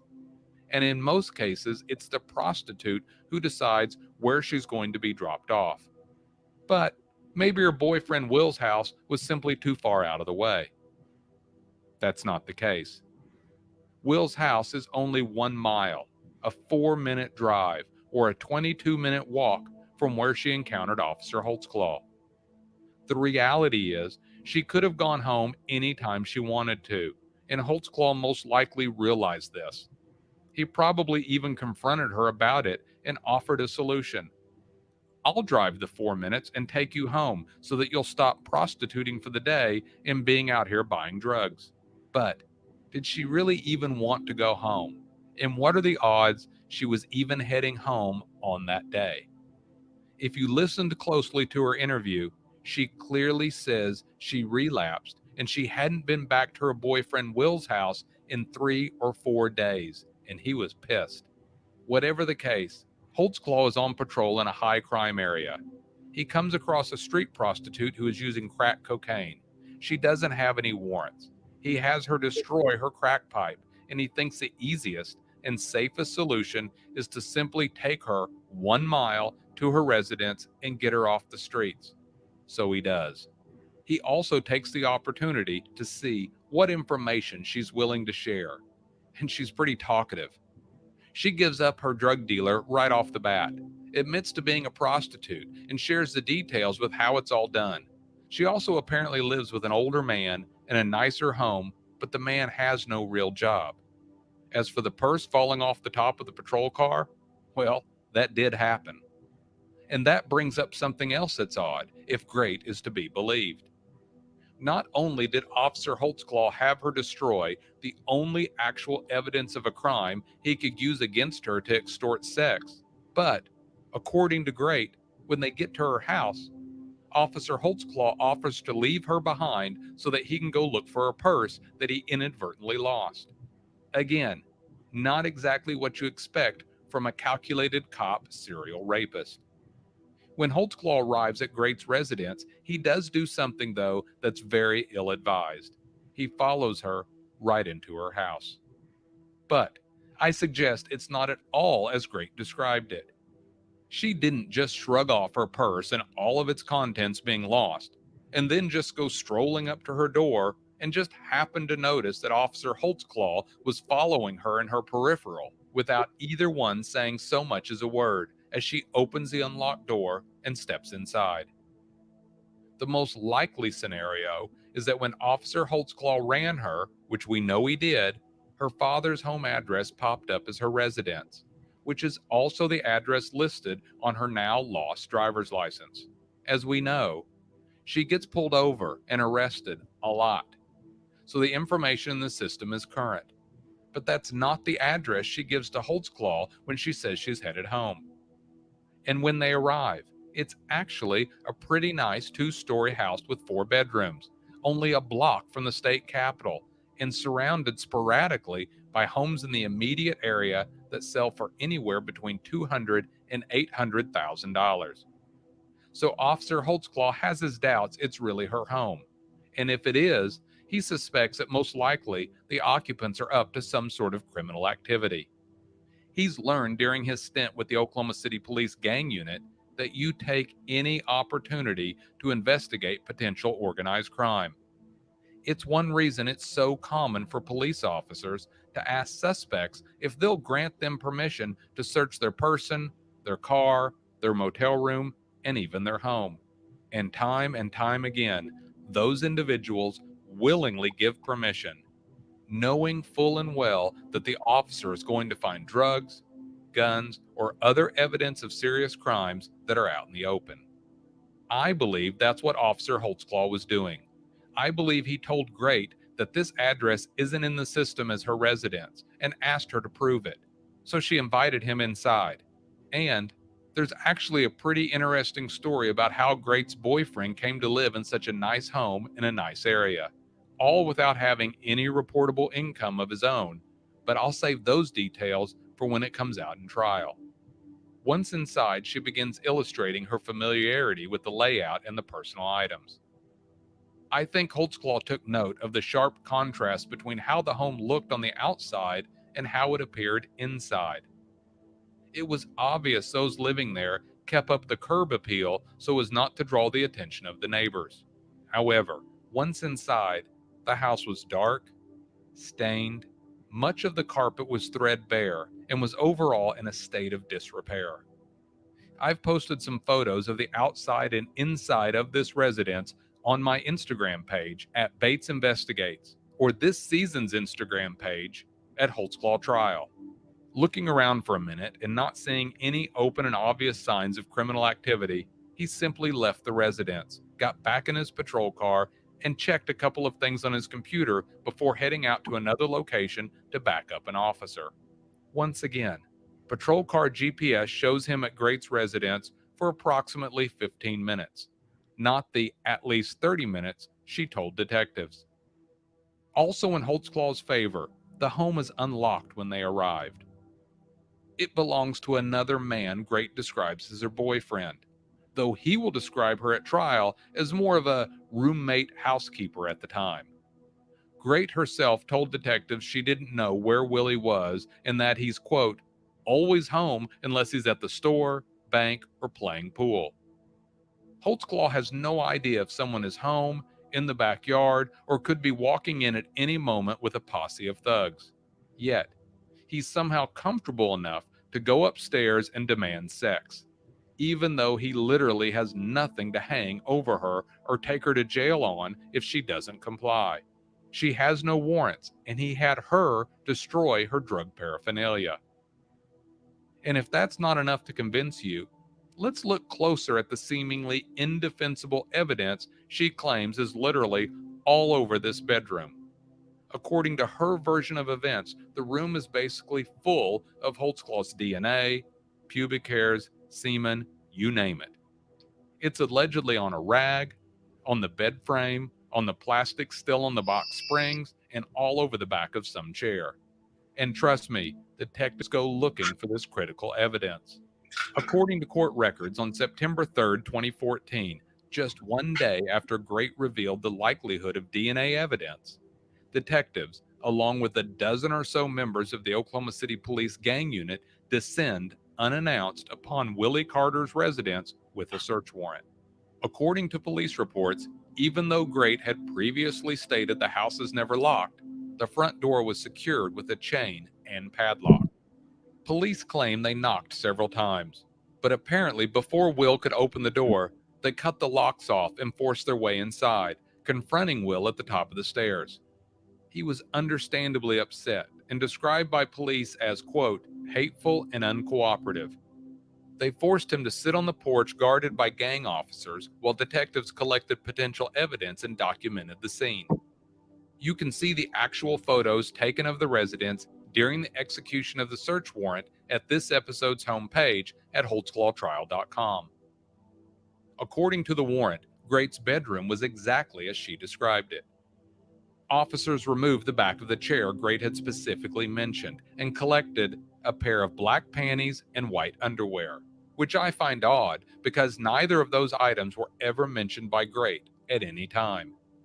For whatever reason, there is no mention of the bed railing, box springs, or bedding being collected and tested, even though Great was very insistent that those items most likely contained Holtzclaw's DNA. However, the chair and underwear were tested, and while male DNA was found, none of it belonged to Officer Holtzclaw, and his fingerprints were not found anywhere in the room. And what about those pubic hairs that Rosetta Great claimed she encountered while performing oral sex on Holtzclaw? She claimed that they were so plentiful and so unkept that she had to wipe her mouth. In reality, Holtzclaw was pretty much clean shaven all over, if you get my drift. It was part of his bodybuilding routine, something Great would have known had she actually performed oral sex upon him. Well, what do you think about that little gem? So obviously you kind of need to, I really encourage you to go to the podcast at holtzclawtrial.com and listen to episodes 19 and 20. And then all of that stuff will make a lot more sense to you. But basically, there was no DNA evidence found about from Daniel at all. And she gives some pretty graphic details too in her interviews with Davis and Homan. I think Davis kind of gets off on that kind of stuff. She just got all kinds of, her colorful language. So I really encourage you to go and listen to those 2 episodes because they're pretty crazy, pretty out there. So.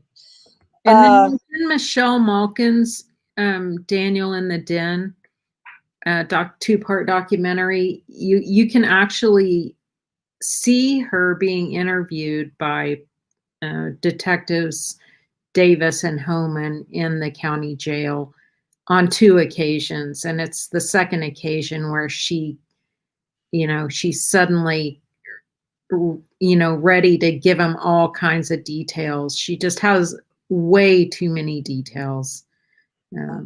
But yeah, it's interesting to see that. So check out, Michelle Malkin did an incredible job with that documentary.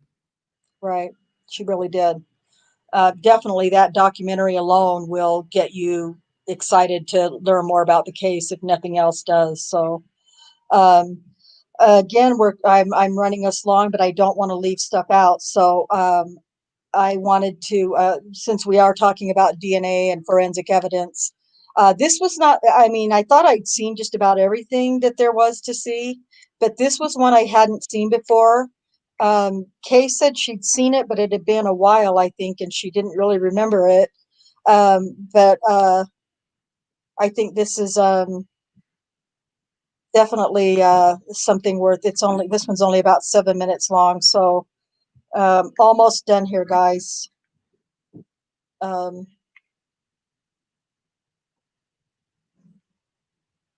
My kitty cat is in here going crazy. I'm afraid he's gonna.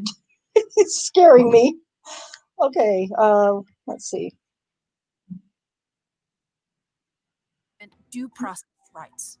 And as a result, the Criminal Appeals Court should reverse Daniel's judgment and sentence.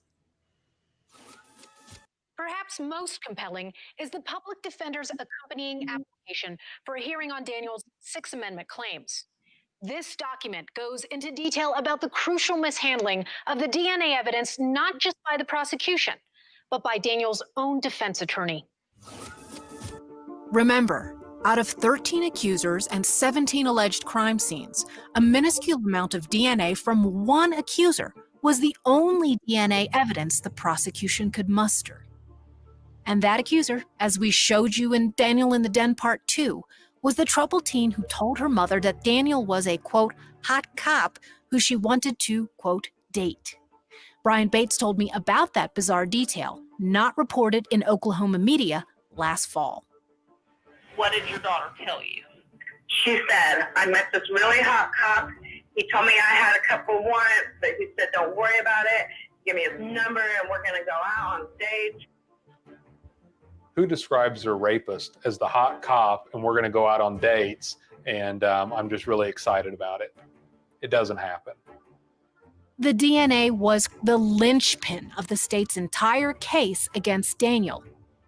It was the only independent evidence corroborating any of the claims of the 13 accusers, many of whom had multiple felony convictions, including crimes involving deceit and dishonesty.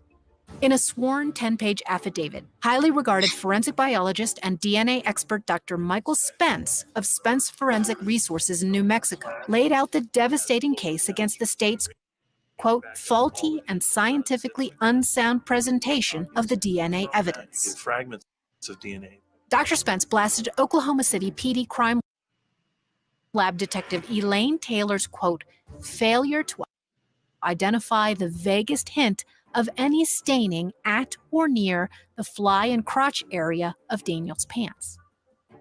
Instead of using an acceptable forensic light, she used a magnifying glass and a, quote, bright light, unquote, she called it, which turned up nothing.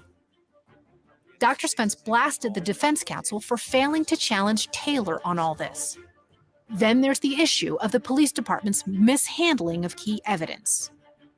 Dr. Spence cited potential contamination in the interrogation room when Detective Rocky Gregory grasped the evidence bag with his bare hand and shoved it into the bag before Daniel placed his pants and belt in it. This raised what Dr. Spence called, quote, obvious DNA transfer issues. Again, Daniel's defense counsel whiffed. Spence's DNA analysis builds on the groundbreaking discoveries we told you about by independent DNA researcher Erica Fuchs. That wisdom and justice will prevail.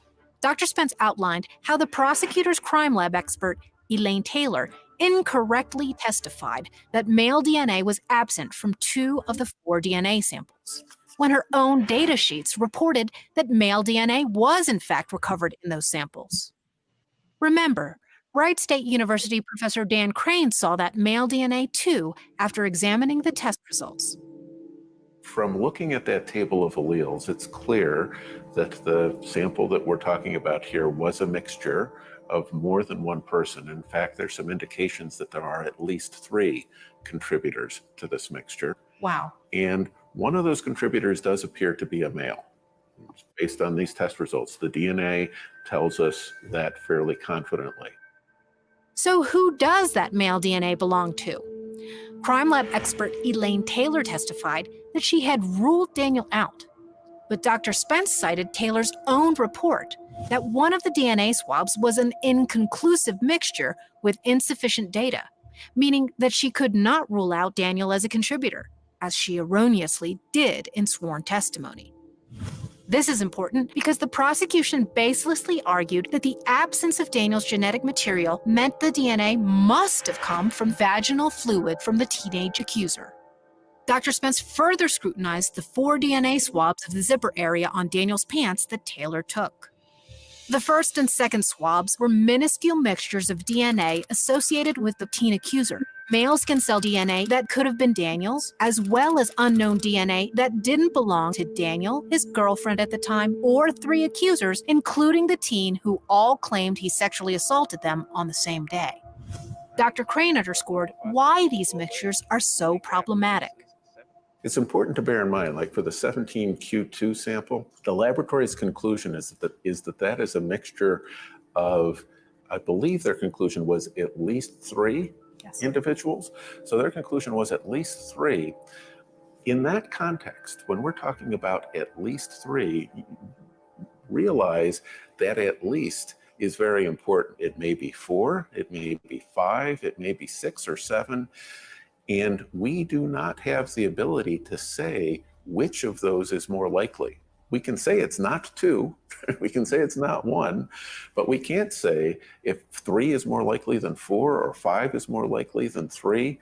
That says nothing about how long the DNA has been there. Absolutely. Or how it got there. Right, right. The third and fourth swabs were also mixtures that included a small quantity of the teen accuser's skin cell DNA, as well as male DNA that Elaine Taylor incorrectly said there was no evidence of. So the male skin cell DNA could have been Daniel's, or it could have been another unidentified male's. The bottom line is that Elaine Taylor contradicted her own findings and misled the jury about the results, their implications, and the likelihood that DNA presence was simply the result of innocent DNA transfer. And Daniel's lawyer failed to nail Taylor down.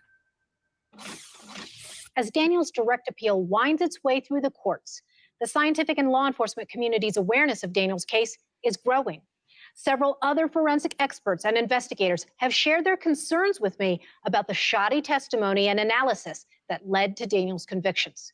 We will continue to report on the case, shedding light on the facts instead of clinging to false and incomplete narratives, as so much of the Oklahoma and national media continue to Deprive Daniel of his 5th and 14th. So that's some pretty interesting information, definitely, that I hadn't. I mean, it's information that I'd seen and heard, excuse me, but in different ways. And I know you guys are probably trying to get out of here at this point, but I really think it's important to play at least a part of this, especially Brent Turby's. His is really very interesting commentary on what he believes about this case and the way that the evidence and forensic stuff was all completely mishandled. He's pretty incredulent about it. So we'll try and get through this one quickly.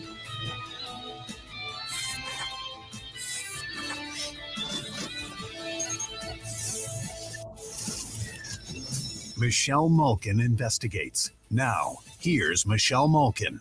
The tide has turned, and that's what the mission of our investigative journalism for CRTV is all about.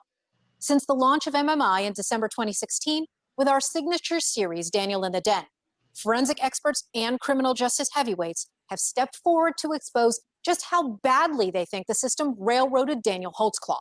You'll hear from 2 of those leading voices in a moment. But first, let's hear from Daniel. He called in to our railroaded screening in his hometown of Enid, Oklahoma, to thank supporters, especially fellow cops and exonerees Ray Spencer and Brian Franklin. A lot of people will never understand what it's like to be falsely accused, falsely convicted, and have everything taken from you. I ask all of you to please shake your hands and give them a big hand for me. Daniel also addressed the local media in attendance, including 2 Oklahoma City TV stations and several Enid outlets. I thank you guys so much for coming out and taking your time to, report this. But what I encourage you guys to do, please, is to please investigate. That's exactly what we've been doing. And you won't believe what happened with the secret hearings and evidence we told you about earlier this season. Remember, the Oklahoma Attorney General filed a sealed motion with hidden information that the Court of Criminal Appeals sent back to the trial judge in Daniel's case. Here's surveillance video outside the courtroom of this closed hearing, because we weren't allowed inside. 2 days of secret hearings were held in June 2017 with Judge Timothy Henderson, a court reporter, and representatives from the Oklahoma County DA's office, police department, and city attorney's office. Also in attendance, Campbell Rudd.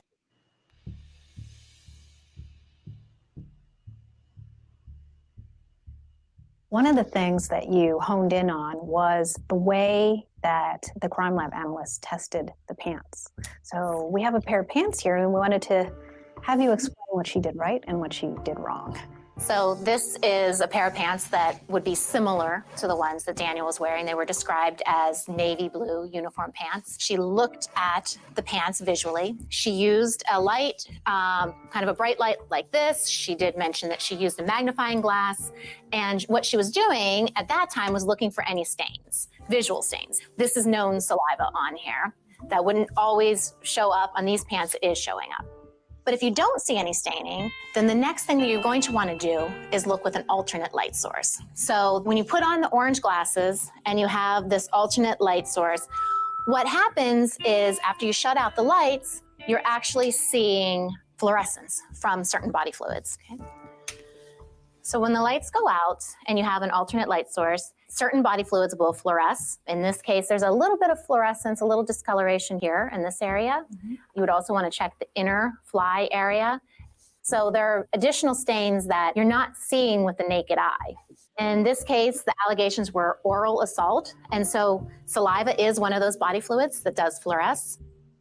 So in my opinion, that is one of the things that should have been done in this case, a simple alternate light source examination, which would help you visualize not just saliva stains, which she was aware there was an allegation of that, but vaginal fluid also fluoresces. Why wouldn't she use an alternate light source?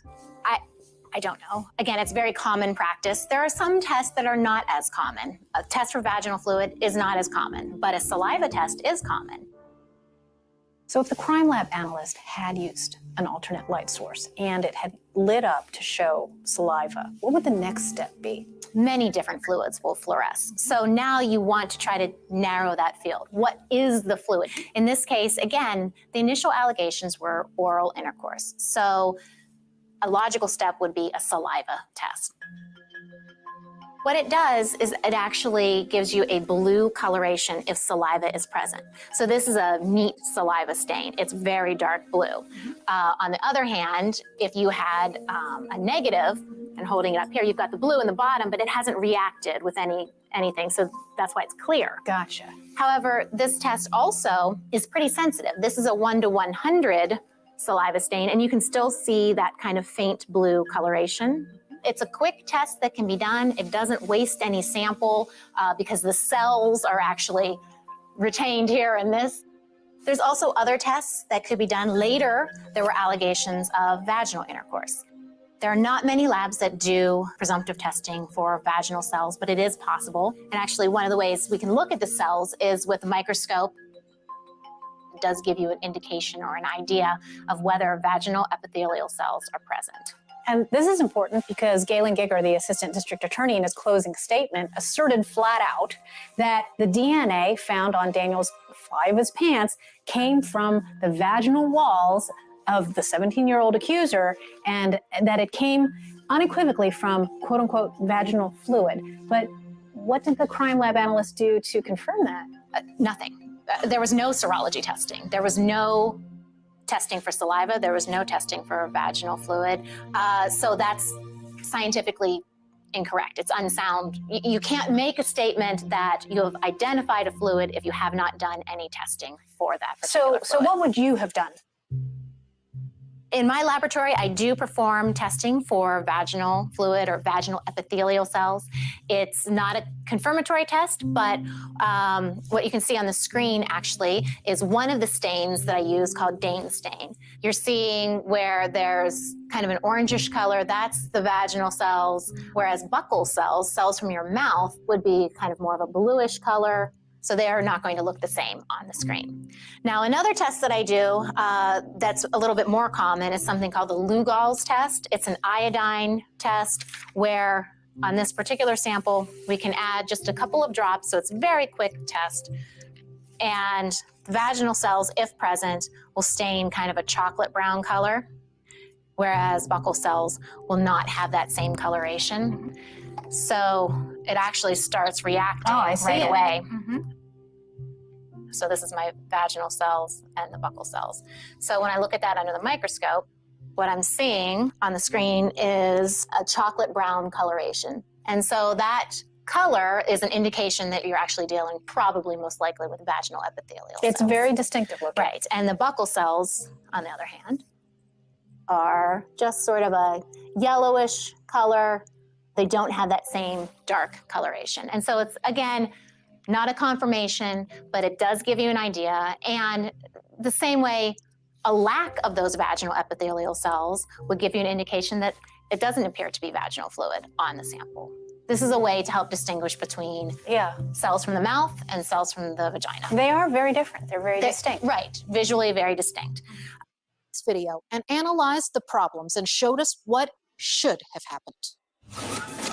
Obviously, the first problem we have is that he's using his naked bare hand. If you're collecting evidence from a suspect or from a witness or from anyone involved in a crime, and you're going to move that evidence directly into an evidence bag, you need to wear latex gloves or Mylar gloves to prevent your DNA from transferring onto the object. So what he's done is he's contaminated the inside of the bag with his hand, and he's contaminated the both items of evidence with his DNA, his detective's DNA,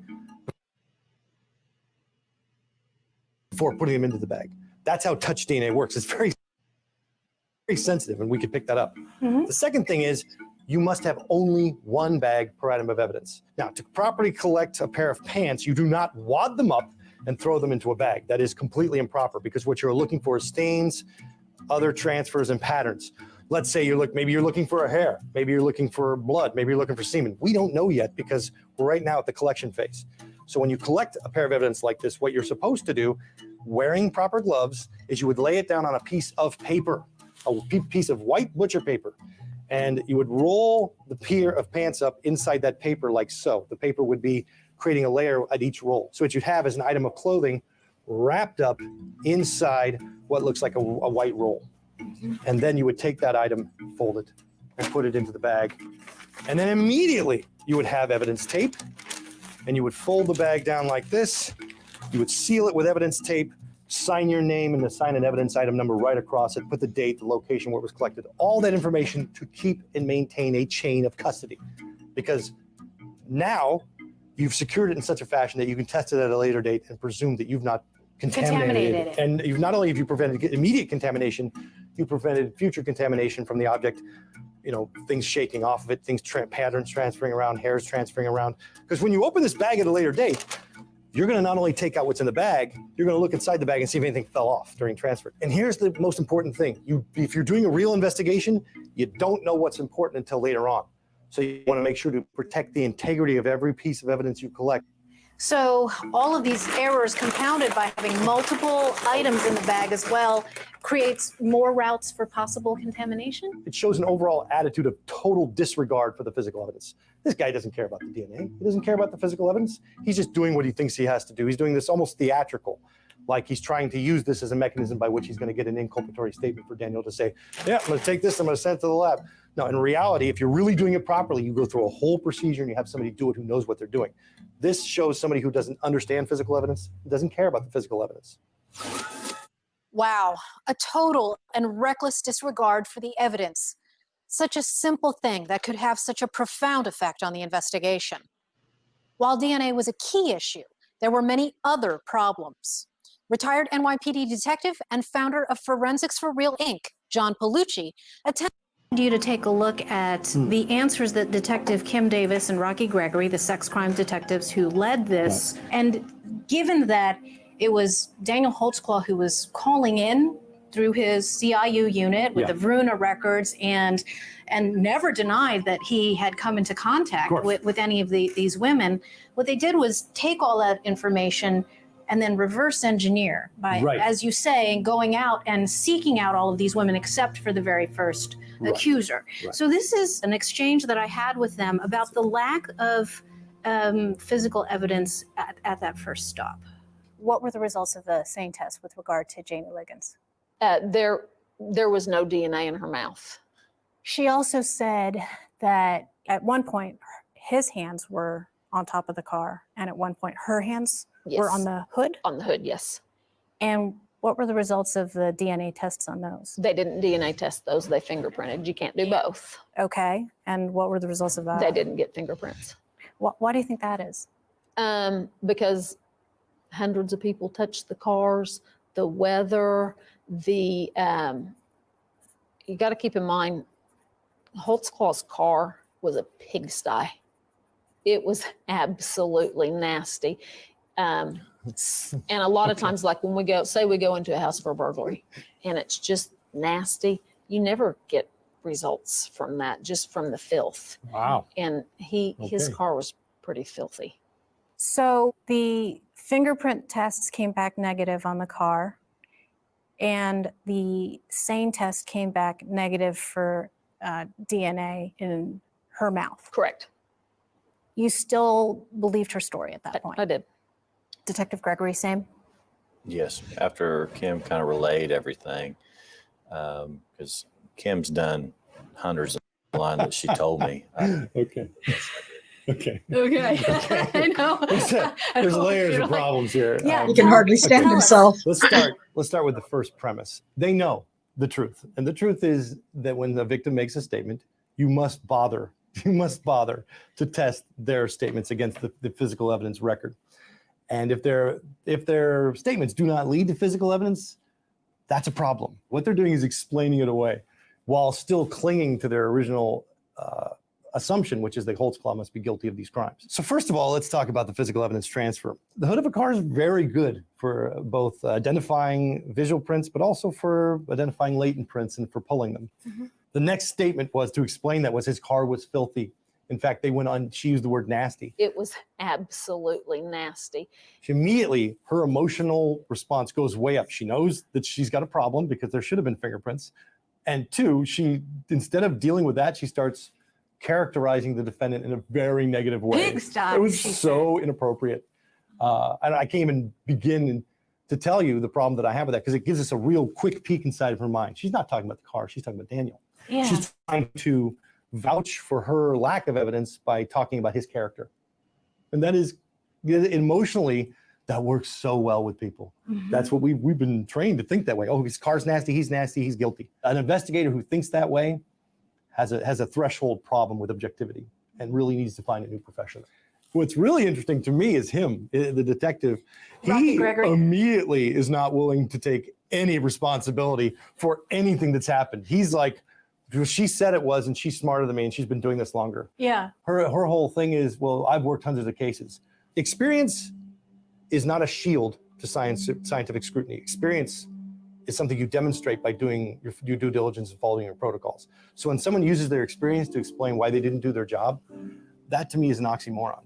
I would want to go and look at every single case she's worked at to see whether or not she did this based on a feeling. She's acting as an advocate. She's acting as an advocate for the victim instead of an advocate for the truth, to find the truth. That's the job, to uphold the Constitution, which applies to everybody in the case, not just one person that she likes or dislikes or finds nasty. Mhm. That's not what you do. The science has proven over and over again that detectives cannot tell. It's no better than a coin toss, whether you can tell where someone's lying to me.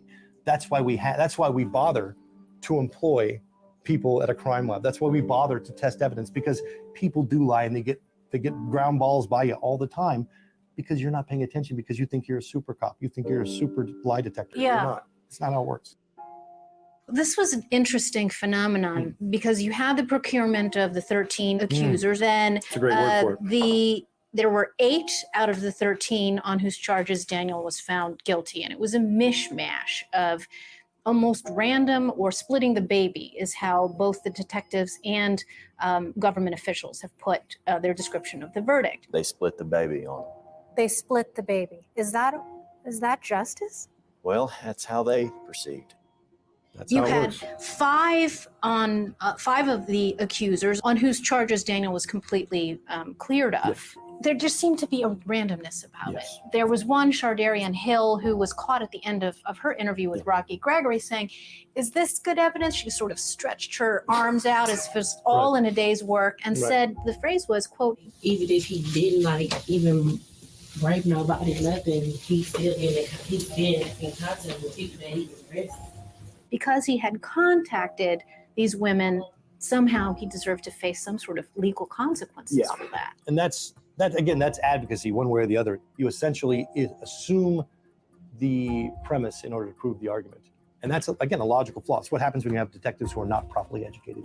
You have people who are functionally, logically illiterate, who are advocates running cases instead of people who have proper education and proper scientific and investigative protocol.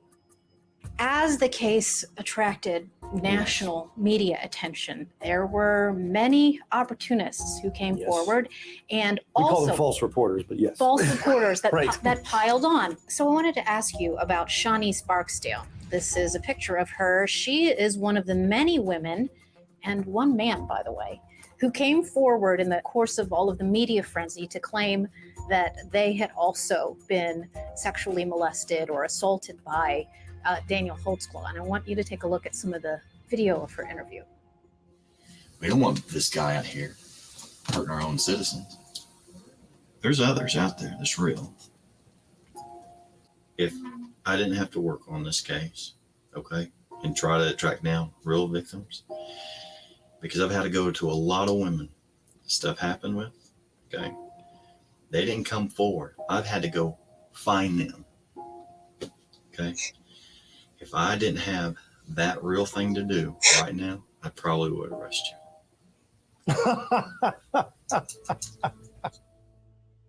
I am astonished, not only that she was not arrested on the site, but that he acknowledges that he should have arrested her and didn't.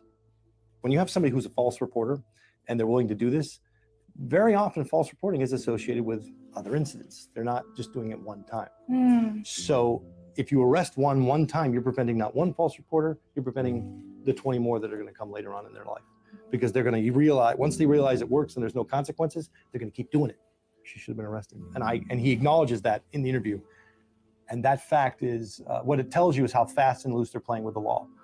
But more importantly, it gave you an insight into his thinking. If I just had good evidence, some people making a good statements, I could just I could arrest this guy. He's looking for that golden ticket. He couldn't find it. And the only difference between women that they determined were lying and women who they determined were telling the truth was it needed to match up with the GPS and AVL information. So the same way that they applied that to the presence of DNA, they applied it to, well, if the GPS showed that Daniel was in a certain place, ergo, a sexual assault must have occurred. It's completely improper, but it goes right back to basic interview interrogation techniques. He's not thinking like a detective. He's not thinking like a truth seeker. He's not thinking like he cares about what actually happened. And they're using GPS data in that same fashion with this, therefore, because of this. That's not how it works. That does not create good truth seeking. It's terrifying. No, but it's common. It's the way that law enforcement investigates cases. They trace statements instead of evidence. They don't follow the evidence. They don't let the evidence tell them what happened. They decide what happened, and then they try to cherry pick the evidence to fit their narrative. 7 months after Shawnee's Barksdale admitted lying to police about Daniel to help the case, she was finally charged with felony false reporting of a crime. But it was dropped to a misdemeanor. In May 2016, she pleaded guilty and got off with a short probation and a tiny fine. She wasn't the only known liar. From what I understand, there were an additional 7 whose allegations didn't hold any water with you all. Some people thought of money or just wanted attention or however. I interviewed one male. One male who said that Daniel Holtzclaw. And what was the outcome of that? He admitted he lied. Yeah. So there are plenty of reasons to lie, including Get out of trouble. And money, as you said, was a big factor for people. They wanted to cash in. After they saw it on the TV, they were like, ooh, I can get in on this. And this kind of case and these kind of allegations are sort of a magnet for people who are looking to cash in. Right. Yes. Yeah. Despite acknowledging that at least 7 people, including one male, had lied in order to join the Holtzclaw publicity bandwagon and high-dollar civil lawsuits, police and prosecutors failed to charge anyone else but Barksdale with making false allegations. That's alarming. False narratives aren't harmless fibs.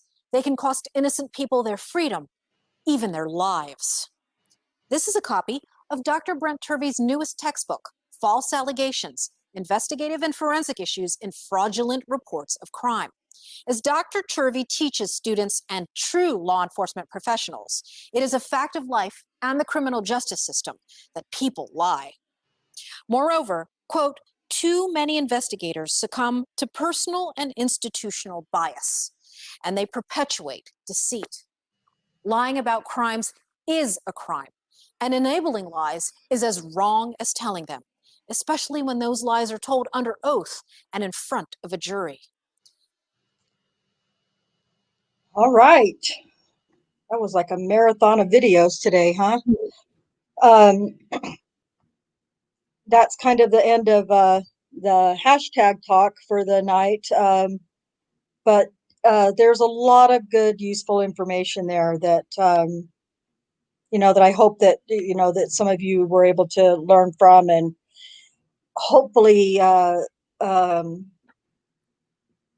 like whet your curiosity, like really get you even more excited to learn more about Daniel's case and the the absolute travesty and tragedy and devastation that him being wrongfully convicted caused him and his family.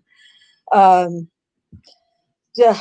Kay, do you have anything to add to this? Well, I mean, there's always something to add. Daniel just asked me to thank everyone who has taken interest in his case and everyone who tunes in and watches these videos. So thank you from Daniel. I think I speak for a lot of people. It's the least we can do. We're happy to do it. And hopefully we can bring something, to the case at some point to help him, gain his freedom and justice. And those go hand in hand, justice and freedom for the wrongfully convicted. They go hand in hand because, we've seen a lot of people. I don't know if anyone's really been paying a whole lot of attention lately, but and it could be, that having to do with wrongful conviction day that we had over the weekend, and but it just seemed like I kept, as I would go through Twitter, I just kept seeing more and more wrongfully convicted prisoners being exonerated and set free. And man, that was it's been beautiful to see. But at the same time, it's also disappointing because we shouldn't be having to celebrate that because it shouldn't be a thing. But unfortunately it is. And it's a really big part of our lives now. The thing of that is that, a lot of most of, or all of those cases have gone back, 20, 30, 40 years that these, I think that's mostly been men that have been in prison, that have been incarcerated for things that they didn't do. And trying to, just get whatever's required of their state's requirements to even get a new trial or an evidentiary hearing is just, it shouldn't be that hard to prove your innocence. It just shouldn't be. And unfortunately, that's part of the broken part of our justice system. It's not a justice system anymore. It's an injustice system, in my view. But I'm grateful to have the opportunity and have the passion that I've gained for Daniel, and to try to help in any way that I can. And I think a lot of our viewers feel the same way as well. It's nice, Kay, that you get to have conversations with Daniel and you can kind of report back, to us things that he's saying and feelings and things like that. Kay's been very busy over this last week, working in yard sales to try to help raise money for Daniel's defense or whatever it is that he might need. And gosh, it's been a long time ago, but quite some time ago, a couple of years ago, I guess there was a GoFundMe page that that the family had, or Jenny, I think, had for Daniel, and that got shut down. And I was just so, when I found that out, I was really disappointed. I mean, I'm certainly not trying to, try to squeeze money out of anybody or anything like that, because anything that anyone can do to help Daniel's case, whether it's give time for research or, reading or searching for things that, that might help his case, or, if you got an extra buck in your pocket, that's great too. I don't know if I can say that without getting in trouble, but well, we are working on gathering some funds to get transcripts and sections, because the public's been screaming for transcripts, and right, it'll be cool to have whoever wants to reading, and everyone sees something different. So just like all the people who have worked with Brendan Dassey and Stephen Avery's cases and many, many other cases out there. It's really amazing what a team of people can do just in their spare time. Right. Even if it's an hour a day or an hour a week or something, any little bit helps. So, yeah. So when I get that set up, we'll post a link and appreciate your help in sharing to try to raise money for the transcripts. Absolutely. The transcripts, now the transcripts have been FOIA'd, right? But they were denied. Is that correct or no? No. Oh, okay. No. So Daniel was given the transcripts, or his attorney on direct appeal was given a copy of the transcripts, but because Daniel was indigent,